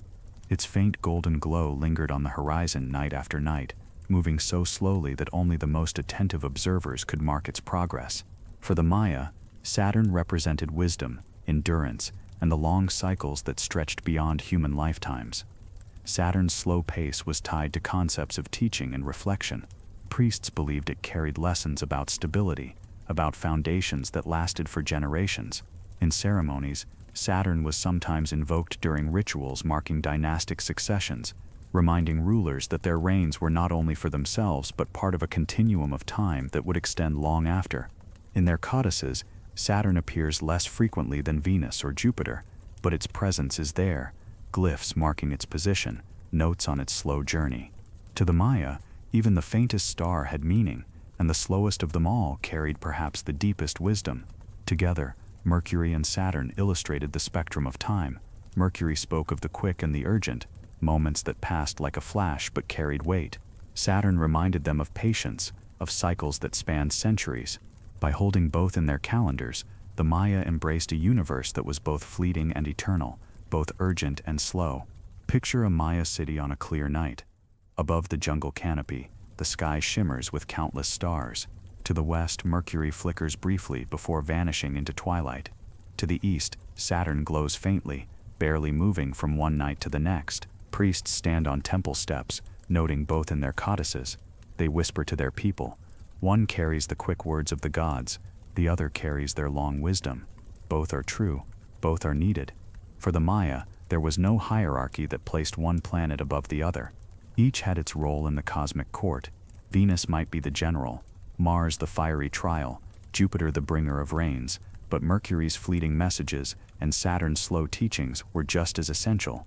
The universe was a council, a harmony of voices, each adding its own note to the eternal song. And so, the Maya did what they always did. They recorded, they calculated, they wove myth with mathematics. In their world, Mercury and Saturn were not distant specks, they were alive, speaking in rhythms that required both alertness and patience. To live by their cycles was to live fully, aware of the swift moments that change everything, and of the slow turning of ages that shape eternity. Chapter 8, Codices, Fire, and the Tragedy of Lost Wisdom. The Maya were masters of stone, but they were also masters of paper.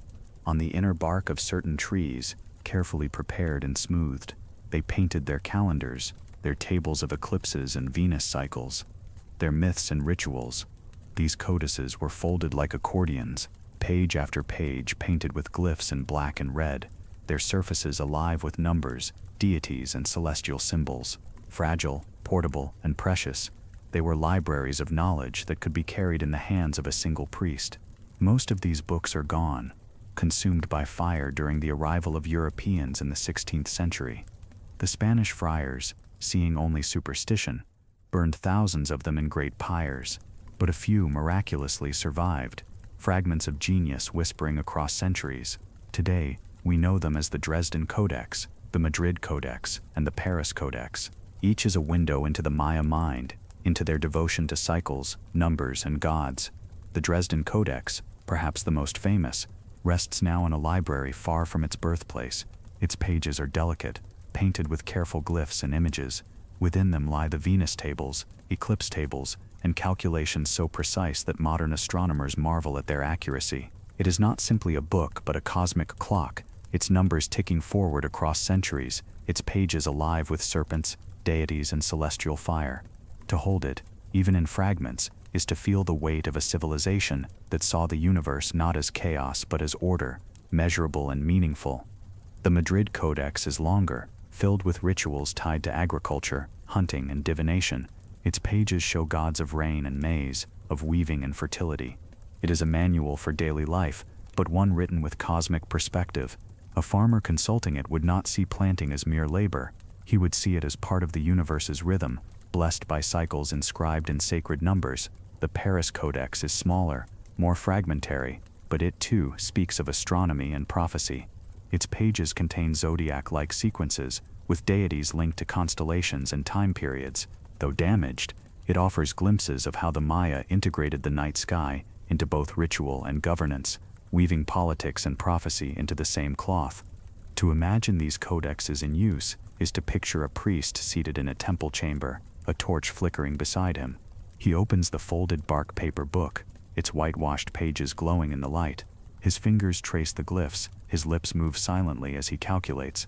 Outside, villagers wait for his announcement. When to plant, when to celebrate, when to prepare for an eclipse. The priest looks not only at the sky above but at the codex in his hands, a mirror of the heavens painted in red and black.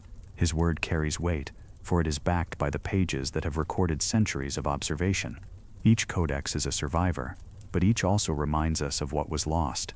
Thousands of such books once existed, carried by priests, copied by scribes, consulted by rulers. They held not only astronomy but medicine, mythology, history, and prophecy. Their destruction silenced voices we can no longer hear. And yet in the few that remain, the whispers of Maya wisdom endure, fragile yet powerful, carrying across centuries like starlight that travels long after the star itself is gone. Even today, scholars pore over these pages, their glyphs slowly decoded, their numbers matched with celestial events. Each discovery is a bridge, connecting modern science with ancient devotion, showing us that the Maya, without telescopes or machines, reached understanding through patience, faith, and attention. And so the Dresden, Madrid, and Paris codices endure not only as books but as symbols. They remind us that knowledge is fragile, that wisdom can be lost in a moment of flame, but also that human devotion to the sky cannot be erased. The Maya wrote the heavens into their pages, and though most of those pages are gone, the few that remain continue to speak, softly, like whispers in the night, guiding us to remember that we too live within the eternal cycles of the cosmos. The Maya world was once alive with books.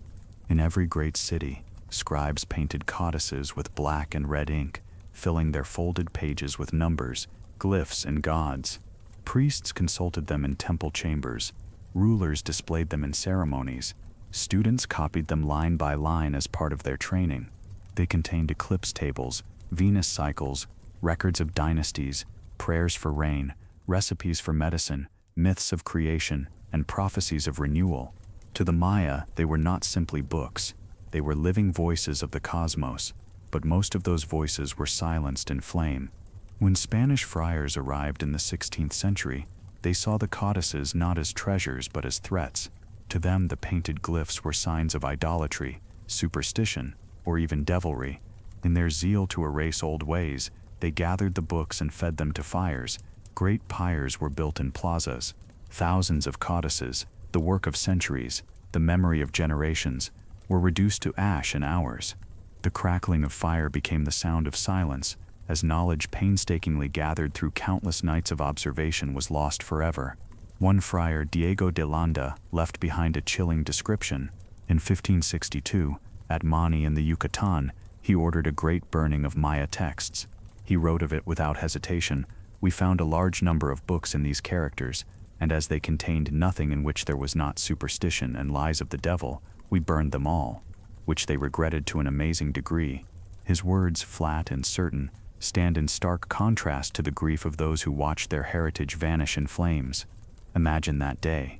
A Maya scribe, perhaps old, perhaps one who had spent decades copying glyphs onto bark paper, stands at the edge of the plaza. He sees the smoke rising, the painted pages curling, the sacred numbers crumbling into ash.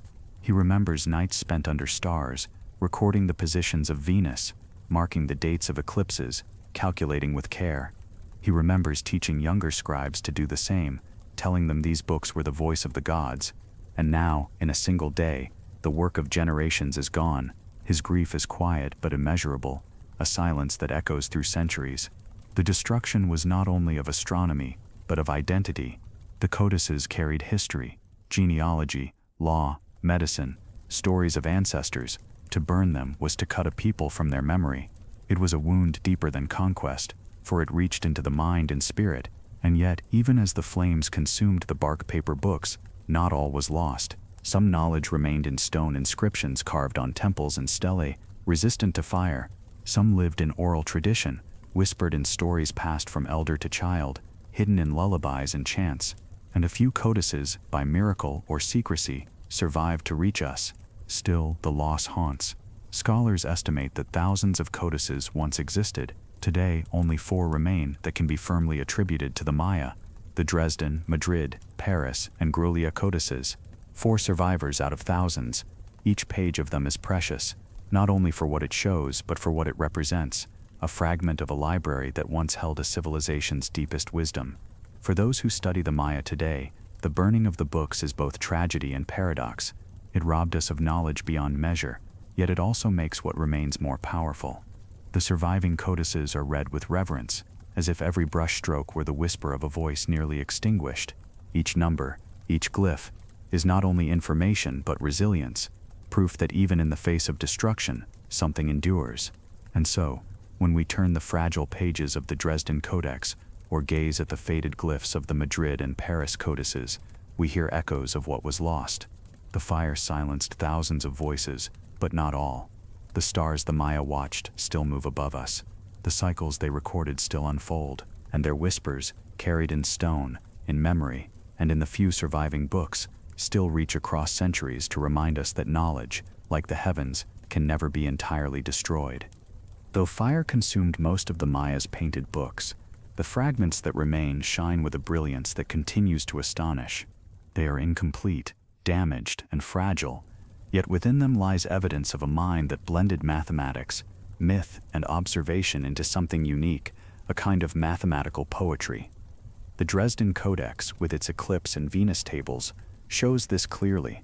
Numbers march in orderly rows, precise counts of days stretching across centuries, but beside the numbers are images, serpents swallowing the sun, gods holding torches, deities scattering water or blood. The priests did not separate data from story. To them, a number was not only arithmetic, it was a symbol of divine rhythm. A table of days was also a hymn to the order of the cosmos. The Madrid Codex, though less astronomical, reveals cycles of agriculture and ritual. Its pages instruct when to plant, when to hunt, when to honor the gods of weaving and fertility. The numbers here are practical, guiding the hands of farmers and artisans, yet they are also sacred. Each count of days is tied to the Tzolk'in, ensuring that even the act of sowing seeds is aligned with the heartbeat of the universe. The Paris Codex, fragmentary but haunting, carries sequences that resemble zodiacs. Rows of deities sit with glyphs and symbols, their presence linked to stars and constellations.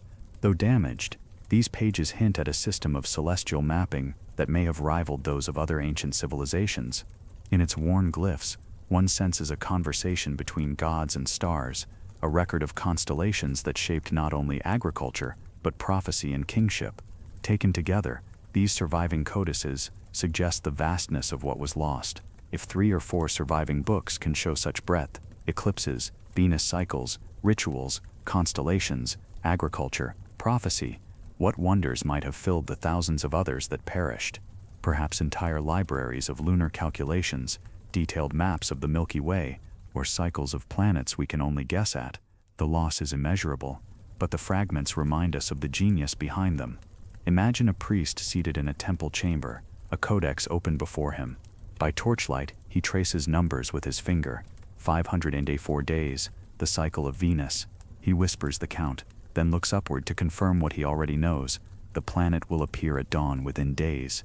To him, the codex is not a static book. It is alive, a partner in dialogue with the heavens.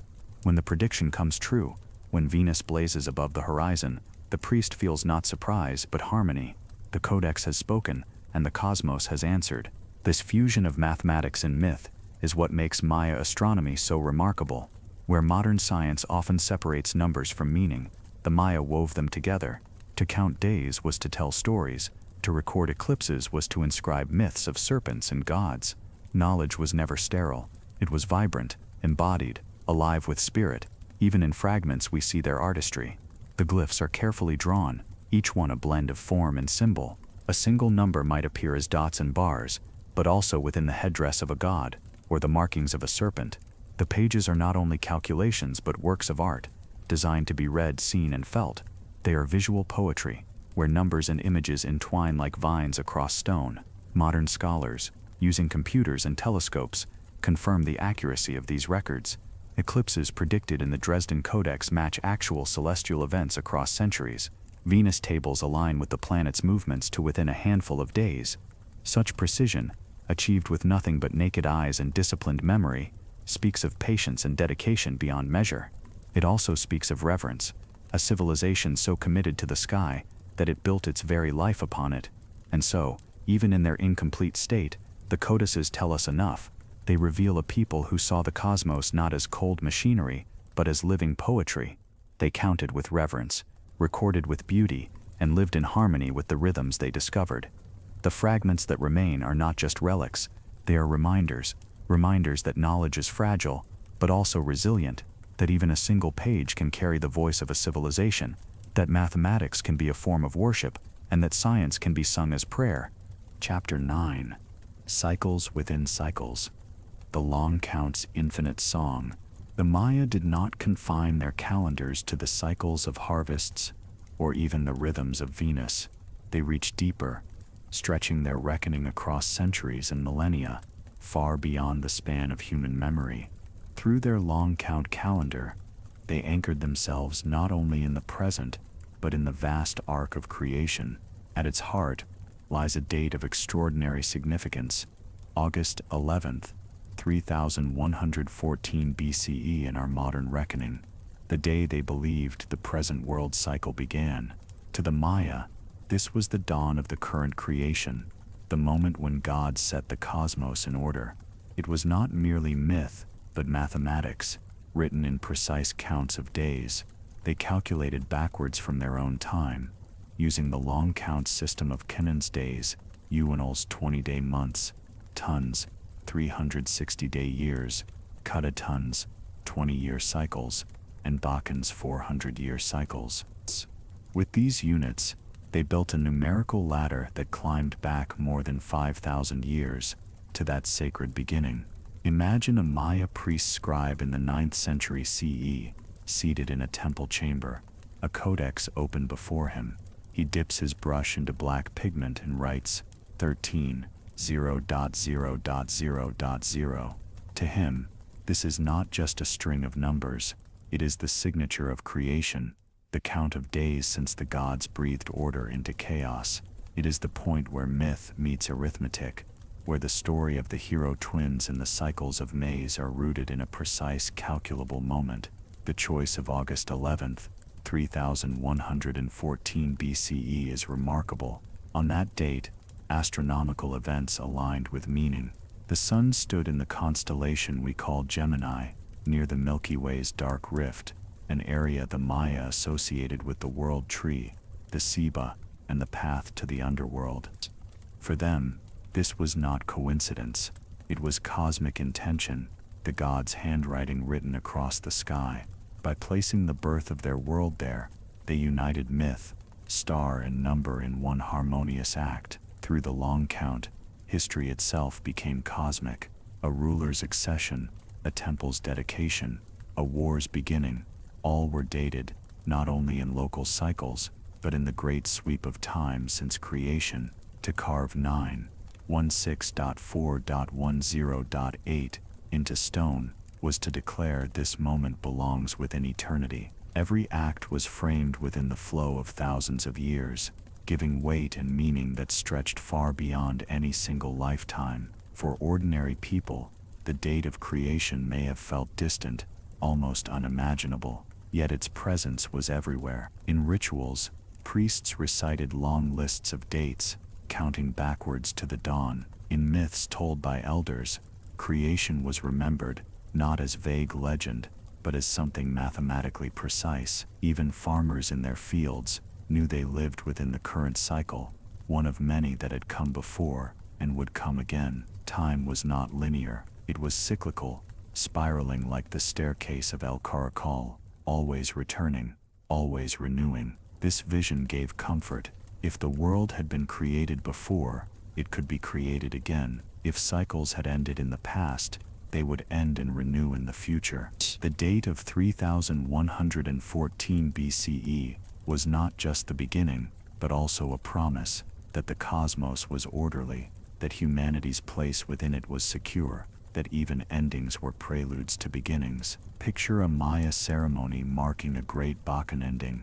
The plaza is filled with people, priests burn incense, their chants echoing off the stone walls. They declare that so many tons, so many katatons, so many Bakanans have passed since the dawn of creation, The people listen, reminded that their lives are part of something vast, stretching back to a morning thousands of years before, when the gods first set the sky in motion. They feel small, but not insignificant. They feel connected to their ancestors, to their gods, to eternity itself. And so, August 11th, 3114 BCE, remains not only a date, but a symbol. It shows us a civilization that bound myth and mathematics so tightly that they became inseparable. To the Maya, creation was not only a story to be told, it was a number to be calculated, a cycle to be measured, a moment that still echoes in every sunrise,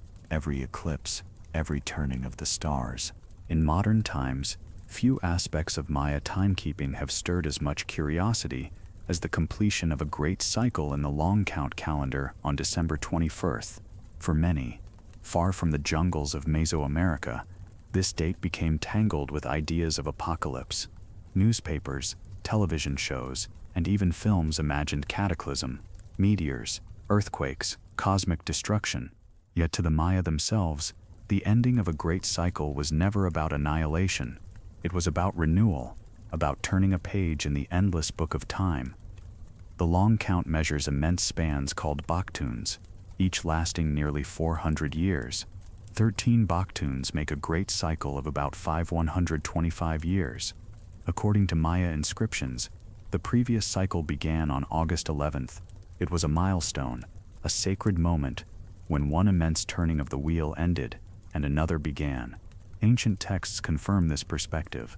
At sites like Tortuguero in Tabasco, Mexico, inscriptions reference the completion of the 13th baktun. They do not speak of destruction, they speak of gods descending, of ceremonies, of renewal. One inscription mentions the return of the god Bolon Yokte-Ku, a deity linked to transitions, change, and the unfolding of cycles. For the Maya, such moments were not feared, they were expected, they were woven into the very nature of existence. Imagine a Maya city in ancient times as a baktun drew to a close. Priests prepared elaborate ceremonies, fires were lit on temple platforms, incense burned in thick clouds, drums echoed in plazas.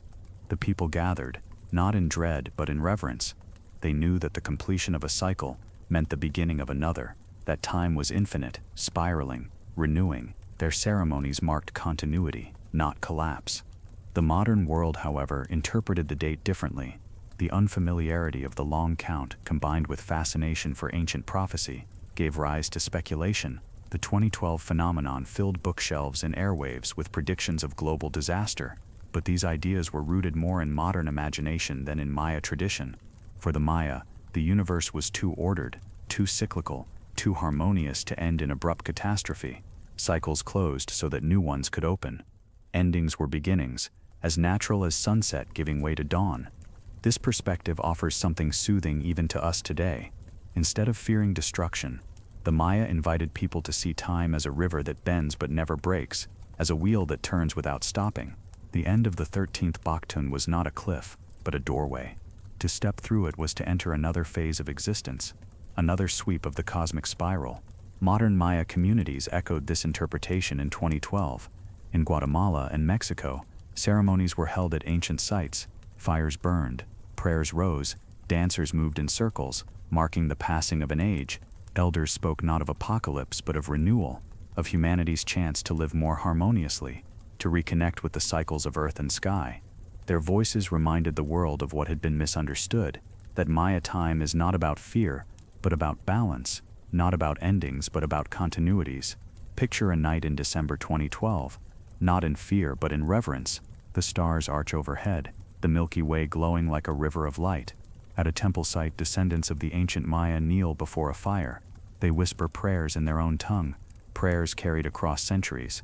They know they are living at the turning of a great page. The fire crackles, the drums echo softly, and the cycle moves on. The world does not end, it renews. Through the long count, the Maya gave humanity a gift, a reminder that time is larger than us, yet we are part of it. We live within its cycles, each ending not a destruction but an invitation.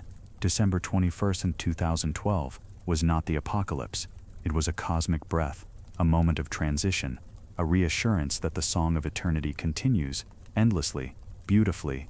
For the Maya, prophecy was never about finality. It was about continuity, the steady turning of cycles that shaped both the heavens and the earth. When they spoke of endings, they spoke just as naturally of beginnings. When they carved the closing of a bakton into stone, they always carved the dawn of another. Their view of time was not a line with an abrupt end, but a spiral, ever circling, ever renewing. The hero twins, central figures in Maya mythology, embody this truth. Their story tells of descent into the underworld, of struggle and death, and of their return in transformed form as sun and moon, or as celestial forces that ensure the continuity of life. To the Maya, this was more than myth. It was the very pattern of existence. Just as the twins renewed themselves through death, so too did time renew itself through endings. Prophecy, in this view, was never a sentence of doom. It was an assurance that life would go on. This understanding gave meaning to the long count's great milestones. When a khatun ended, priests led rituals not in despair, but in gratitude, honoring the cycle that had passed and welcoming the one to come. At the completion of a baktun, the ceremonies were larger, more elaborate, filled with firelight, incense, chanting, and music. The people gathered to witness the renewal, to feel the comfort of knowing that the universe itself was steady, faithful, and eternal. Imagine such a night. The plaza is crowded, the air fragrant with copal. The old cycle has ended, a new one begins. Priests raise torches to the sky, invoking gods of time. Drums echo in slow, steady rhythm, like the heartbeat of the cosmos itself. As the fire roars, the community joins together in chants that speak of renewal. In that moment, no one doubts that life will continue, that time is not their enemy but their companion. This philosophy shaped how the Maya lived. Farmers saw it in their fields, where maize died each season, only to sprout again. Families saw it in birth and death, where children carried the names and destinies of their ancestors, continuing the thread of lineage. Rulers saw it in dynasties, where kings rose and fell but the throne endured as part of the cosmic pattern. Everywhere the message was clear: nothing is lost forever, everything returns, and prophecy is not doom but promise. Even the 2012 phenomenon, misunderstood by so many, reflects this truth. The completion of the 13th baktun was not the end of the world, but the renewal of it. To the Maya, it was another step in the eternal spiral, another proof that endings always open into beginnings. The fear that gripped modern imaginations would have puzzled them, for they did not see time as a threat. They saw it as a gift. In their worldview, prophecy carried responsibility. To know that a cycle would end was to prepare for the new one, to cleanse, to make offerings, to live in balance so that renewal would be harmonious. Communities used prophecy not to fear but to plan, to align their lives with cosmic order. When priests announced the close of a khatun, it was a call to reflection, to consider what had passed and what should come. In this way, prophecy became a tool for growth, a mirror held up to human lives within the eternal dance of the heavens. The spiral of Maya time comforts even now. It tells us that loss is not forever, that shadows are followed by light, that what departs returns in another form. It teaches patience, reminding us that the universe does not hurry but moves in rhythms deeper than our own lifetimes. It offers perspective, assuring us that we are part of something vast, something that stretches far beyond fear into the embrace of eternity. And so, prophecy as the Maya understood it, is not a warning but a blessing. It is the reassurance that the universe is steady, that cycles turn faithfully, and that our lives are woven into a pattern that will never fray. Endings are beginnings, closings are openings, each moment is both arrival and departure. In the eternal spiral of time, everything continues. Chapter 10. Modern Echoes of Ancient Sky Watchers. For centuries after the decline of the great Maya cities, their temples lay hidden beneath vines and earth, their codices scattered or burned, their voices muted. Yet the stars continued their journeys, silent and faithful, just as the Maya had charted them. Today, with satellites circling the earth, with telescopes scanning the heavens, modern astronomers look back at the records left on stone and bark paper, and they find something astonishing. The Maya, without modern instruments, had achieved a precision that still stands as a marvel. The Dresden Codex, with its Venus tables, is a prime example. When scholars compared its predictions to modern astronomical calculations, they discovered that the Maya were off by only a fraction of a day across centuries. Imagine that, with nothing but naked eyes and memory, they matched the accuracy of computers and space observatories. Their priests, perched atop temples, were in effect early astronomers of extraordinary discipline. Solar eclipses, too, were recorded with uncanny accuracy. The eclipse tables in the Dresden Codex mark intervals of 178 days, matching the lunar node cycle that modern science uses to predict eclipses. To check these predictions with modern data is to see the genius of their patient watching confirmed. A Maya priest, counting days with beans or carved notches, was calculating the same cycles that NASA charts today with satellites and software. Even their architectural alignments stand the test of time. At Chichén Itzá, El Castillo still casts the shadow of the feathered serpent at equinox, just as it did 1,000 years ago. At Tikal, the rising sun still aligns with distant temples on solstices, proving that the city itself was a giant observatory. Archaeologists and astronomers who study these alignments confirm what the Maya already knew: the earth and sky move in harmony, and stone can be shaped to mirror the heavens. What makes these achievements even more remarkable is their context. The Maya did not separate observation from meaning, science from spirit. To them, numbers were sacred, cycles divine, and yet their devotion produced data of such precision that it can be tested and verified today with the most advanced tools of modern astronomy. The fact that their predictions hold true across centuries is not only impressive, it is humbling. Imagine a modern astronomer, sitting at a computer, running software that calculates the positions of Venus across millennia. As the program generates dates, the scholar opens the Dresden Codex, its pages faint but legible. The numbers align. A glyph painted 800 years ago matches the prediction of the computer. In that moment, the boundary between ancient and modern dissolves. The Maya priest and the modern scientist, separated by centuries, are doing the same thing, listening to the language of the sky. These confirmations are not just technical, they are cultural bridges. They remind us that knowledge is not owned by one era, one people, or one technology. The Maya, working with nothing more than keen senses and devotion, reached truths that modern science confirms with satellites. Their methods were different, but their results align. This unity across time is a quiet reassurance that human beings, wherever and whenever they live, share the same longing to understand the heavens, to find meaning in the cycles of light and shadow. Even the long count's vast spans resonate today. Astronomers who measure cosmic cycles, from planetary orbits to precession of the equinoxes, recognize the same patterns of recurrence and renewal.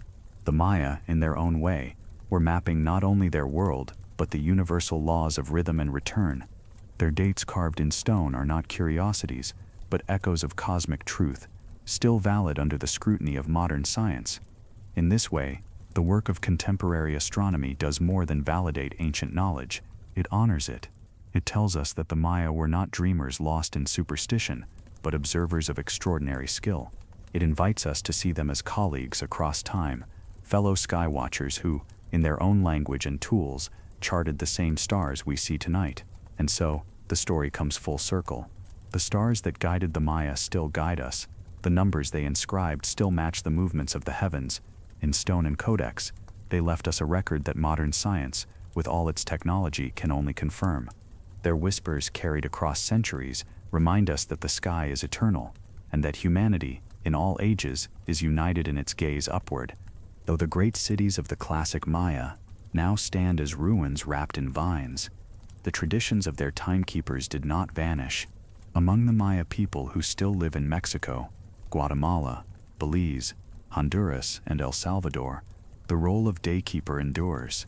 Men and women entrusted with the sacred duty of counting the days, interpreting the calendars, and keeping alive the rhythms that have guided their ancestors for millennia. A daykeeper does not rely on observatories of stone or codices of bark paper. Instead, they rely on oral tradition, memory, and prayer. Trained often from childhood, they inherit the wisdom of elders who carefully pass down the knowledge of the Tzolk'in and the Haab. To the daykeeper, each day still carries a sacred quality, a spirit that shapes destiny. They rise at dawn to greet the sun. They whisper prayers to the four directions, and they offer incense and candles at shrines both old and new. In the highlands of Guatemala, daykeepers still climb to mountain altars. Some of these sites are ancient, places where their ancestors once burned incense and made offerings. Others are simple clearings, marked by stones blackened with centuries of fire. There they light copal resin, scatter flowers, and pour a few drops of liquor or cacao as offerings. With chants in their own languages, they speak the names of days, counting the cycles as their ancestors once did. Imagine such a ceremony. The morning mist clings to the hills. The air smells of pine and smoke. A daykeeper kneels before a circle of candles, each flame representing an energy of the calendar. He chants softly, his words carrying in the breeze, as he marks the day's significance. Villagers gather nearby, waiting to hear his guidance, whether this is a day for beginning journeys, for planting, for healing, or for rest. His voice is calm, assured, a continuation of voices that stretch back 1,000 years. Even in modern towns and cities, where electric lights blur the stars, the role of daykeeper remains vital. People still consult them for naming children, for choosing wedding dates, for seeking healing or counsel. A young couple may come to a daykeeper's home with offerings of food, asking for guidance about when to marry. The daykeeper listens, checks the cycles, and declares a day that carries harmony. To the couple, this is not superstition, it is tradition, a way of aligning their lives with forces larger than themselves. Daykeepers also play an important role in healing. Using prayers, herbs, and calendar wisdom, they identify days suited for cleansing rituals, for seeking protection, or for releasing grief. In this way, the ancient calendars are not abstract relics, they are living tools for well-being, woven into the lives of communities. Despite centuries of suppression, the resilience of these traditions is remarkable. Colonial authorities tried to silence them, replacing sacred cycles with European calendars. Later governments discouraged indigenous practices, branding them as backward. Yet the daykeepers continued quietly, sometimes in secret, always in devotion.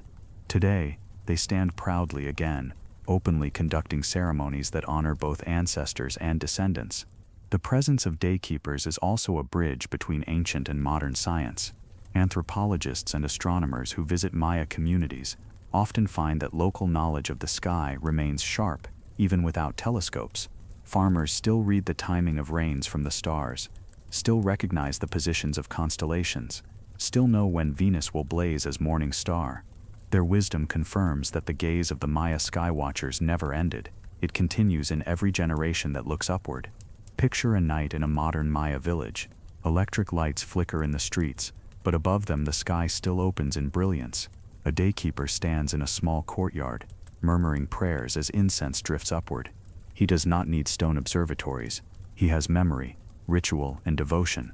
Around him, his community lives modern lives, yet still turns to him for the ancient rhythm of reassurance, that time is ordered, that the cycles hold, that humanity is still embraced by the cosmos.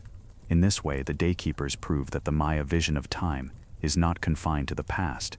It breathes today, resilient and alive, even amid modern cities and artificial lights. The cycles remain as steady as ever, and those who count them remain as devoted as their ancestors. The cosmos continues to speak, and the daykeepers continue to listen, whispering the same truths that guided their people for millennia. Time is sacred, and we are part of its eternal rhythm. Long before telescopes, long before rockets traced arcs beyond the atmosphere, human beings lifted their eyes to the night sky and felt wonder. The Maya were among the greatest of those sky watchers, but they were not alone. Across every land and every era, people have sought to understand the heavens, to find in the movement of stars and planets some reflection of their own lives. This impulse is timeless, a shared inheritance that connects us all. For the Maya, the cycles of Venus, eclipses, and solstices became woven into daily existence. For other civilizations, the same stars carried different names, different myths, yet the same sense of awe. The Egyptians aligned pyramids to Orion. The Babylonians tracked Jupiter and Mars. The Greeks mapped constellations as stories of heroes and gods. The Maya carved calendars into stone and painted them onto bark paper, ensuring that their descendants would remember. The impulse was the same, to make sense of the vastness above, to find order in the dance of light and shadow. Why do humans do this? Perhaps because the sky is the great constant. Mountains crumble, rivers change course, empires rise and fall, but the stars endure. To map them is to anchor ourselves, to feel that we too belong to something steady. The Maya understood this deeply. By watching the heavens, they saw that life itself was cyclical, planting and harvest, birth and death, endings and beginnings. In the sky, they found reassurance that nothing is ever truly lost, only transformed. This same impulse remains alive today. Modern astronomers peer through powerful telescopes, charting galaxies millions of light years away. Satellites orbit the Earth, their instruments measuring solar flares, eclipses, and planetary alignments. The data is complex, but the motivation is familiar. Just like Maya priests standing atop pyramids, we are still listening to the cosmos, still tracing its patterns, still asking what they mean. And beyond science, ordinary people still look upward in search of comfort. A child lying on the grass points at the moon. A traveler gazes at the Milky Way from a dark desert. A villager in the Guatemalan highlands greets the dawn with prayers to the four directions. These gestures, across cultures and centuries, remind us that the sky is a mirror of longing, curiosity, and faith. Imagine a Maya farmer, 1,000 years ago, stepping into his maize field at dawn. He looks east, sees Venus blazing, and knows it is time to plant. Now imagine a modern farmer, thousands of miles away, checking a weather satellite image on his phone before sowing seed. Both are guided by the heavens, though their tools differ. The impulse is the same, to align human effort with the rhythms of nature and cosmos. This continuity is soothing. It tells us that despite the noise of modern life, despite the glow of city lights that obscure the stars, our bond with the sky has not been broken. It is still there, waiting. Every sunrise, every eclipse, every comet is another invitation to remember what the Maya knew, that we are part of a universe that moves in cycles, and those cycles embrace us whether we notice them or not. The Maya left us a gift in their calendars, their codices, their temples aligned with solstices and equinoxes. They remind us that mapping the heavens is not only science but art, not only measurement but meaning. They show us that to count days can be a form of prayer, and to follow planets can be a way of living in harmony. And so the impulse endures. The need to map heaven's rhythms is not an ancient curiosity, but a living thread. It connects us to our ancestors, to each other, and to those who will come after us. We look up, we wonder, we record, we retell. The sky changes slowly, but our devotion to it does not. In this way, the Maya's legacy is not just in the stones of Chichén Itzá or the faded pages of the Dresden Codex. It is in the beating heart of humanity itself, in the quiet certainty that as long as there are stars above us, we will continue to watch, to measure, to dream, and to feel our place within the eternal song of the cosmos. The jungle is quiet now. The cicadas that sang at dusk have softened into the distance. A faint breeze moves through the canopy, rustling palm fronds and whispering across the stone steps of ancient temples. The night sky stretches vast above, the same sky the Maya once studied with such patience, the same stars they recorded in codices, the same planets they wove into prophecy. Their voices are distant, yet their wisdom still lingers, soft as starlight. We have walked with them through their cities of stone, where temples rose as calendars and plazas opened as cosmic theaters. We have stood beside their priests, fasting under the stars, recording Venus's blazing path, counting the shadows of eclipses, and measuring the breath of time itself. We have seen how their lives, planting, feasting, warring, celebrating, were all tied to the heavens, woven into the eternal cycles that continue even now.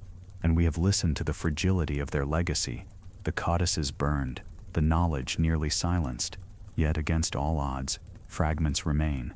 Pages of the Dresden, Madrid, and Paris codices still whisper, their glyphs alive with the rhythm of days. Temples like El Caracol and El Castillo still catch the sun and shadow at solstice and equinox. And the descendants of the Maya, their daykeepers and elders, still rise at dawn to greet the sun, still light fires at mountain shrines, still keep count of the sacred days. Their message is not of endings, it is of continuities. They teach us that time is not a line rushing forward to oblivion, but a spiral, ever returning, ever renewing. The close of a cycle is not destruction but invitation. Each ending folds into a beginning, each shadow into light. To the Maya, this was prophecy, not doom, but reassurance that the universe itself was steady, faithful, eternal.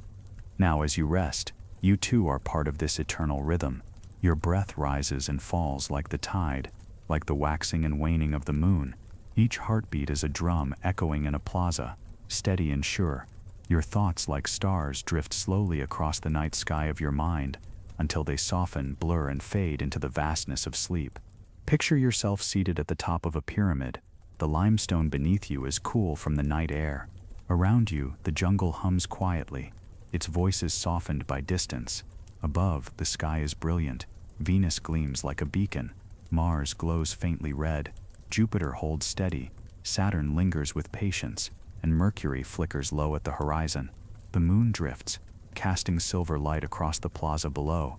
You are not alone. The same stars watched by the Maya are watching you now, holding you in their timeless gaze. You feel a calm assurance that life, like the heavens, moves in cycles. The challenges you face are not permanent. The joys you feel are not fleeting. All things turn, return, renew. The Maya knew this, and so do you, deep within your spirit. As the stars move in harmony, so too does your life, unfolding in balance, guided by rhythms larger than you can see. The equinox serpent slides down the temple stairs in shadow and light. The eclipse serpent swallows the moon, then releases it again. Venus disappears, then returns blazing in the dawn. Maize is cut, then sprouts anew. Death is not an end, but a passage into another beginning. In this knowledge there is peace. As you drift deeper into stillness, imagine the codices themselves opening before you. Painted glyphs glow softly. Dots, bars, serpents, gods, numbers, each one a heartbeat of the universe. The pages turn slowly, endlessly, like a river flowing, like breath itself. You need not read them. You only feel their rhythm, their quiet promise that time holds you gently, eternally. The voices of the daykeepers join the night air, murmuring prayers in ancient languages. Their words rise like smoke, curling upward toward the Milky Way. They count the days not to measure limits, but to affirm continuities. Their chant is steady, calming, timeless. You listen, and you feel the same truth in your own pulse. You are part of the eternal calendar. You belong to the spiral of renewal. You are safe within it. Let the weight of the day fall away, like ash from the burned codices carried on the wind. Let the light of the stars remain, like the wisdom that could not be silenced. You are held in cycles older than memory, in rhythms that extend beyond lifetimes, in the gentle embrace of a cosmos that always turns, always returns, always renews.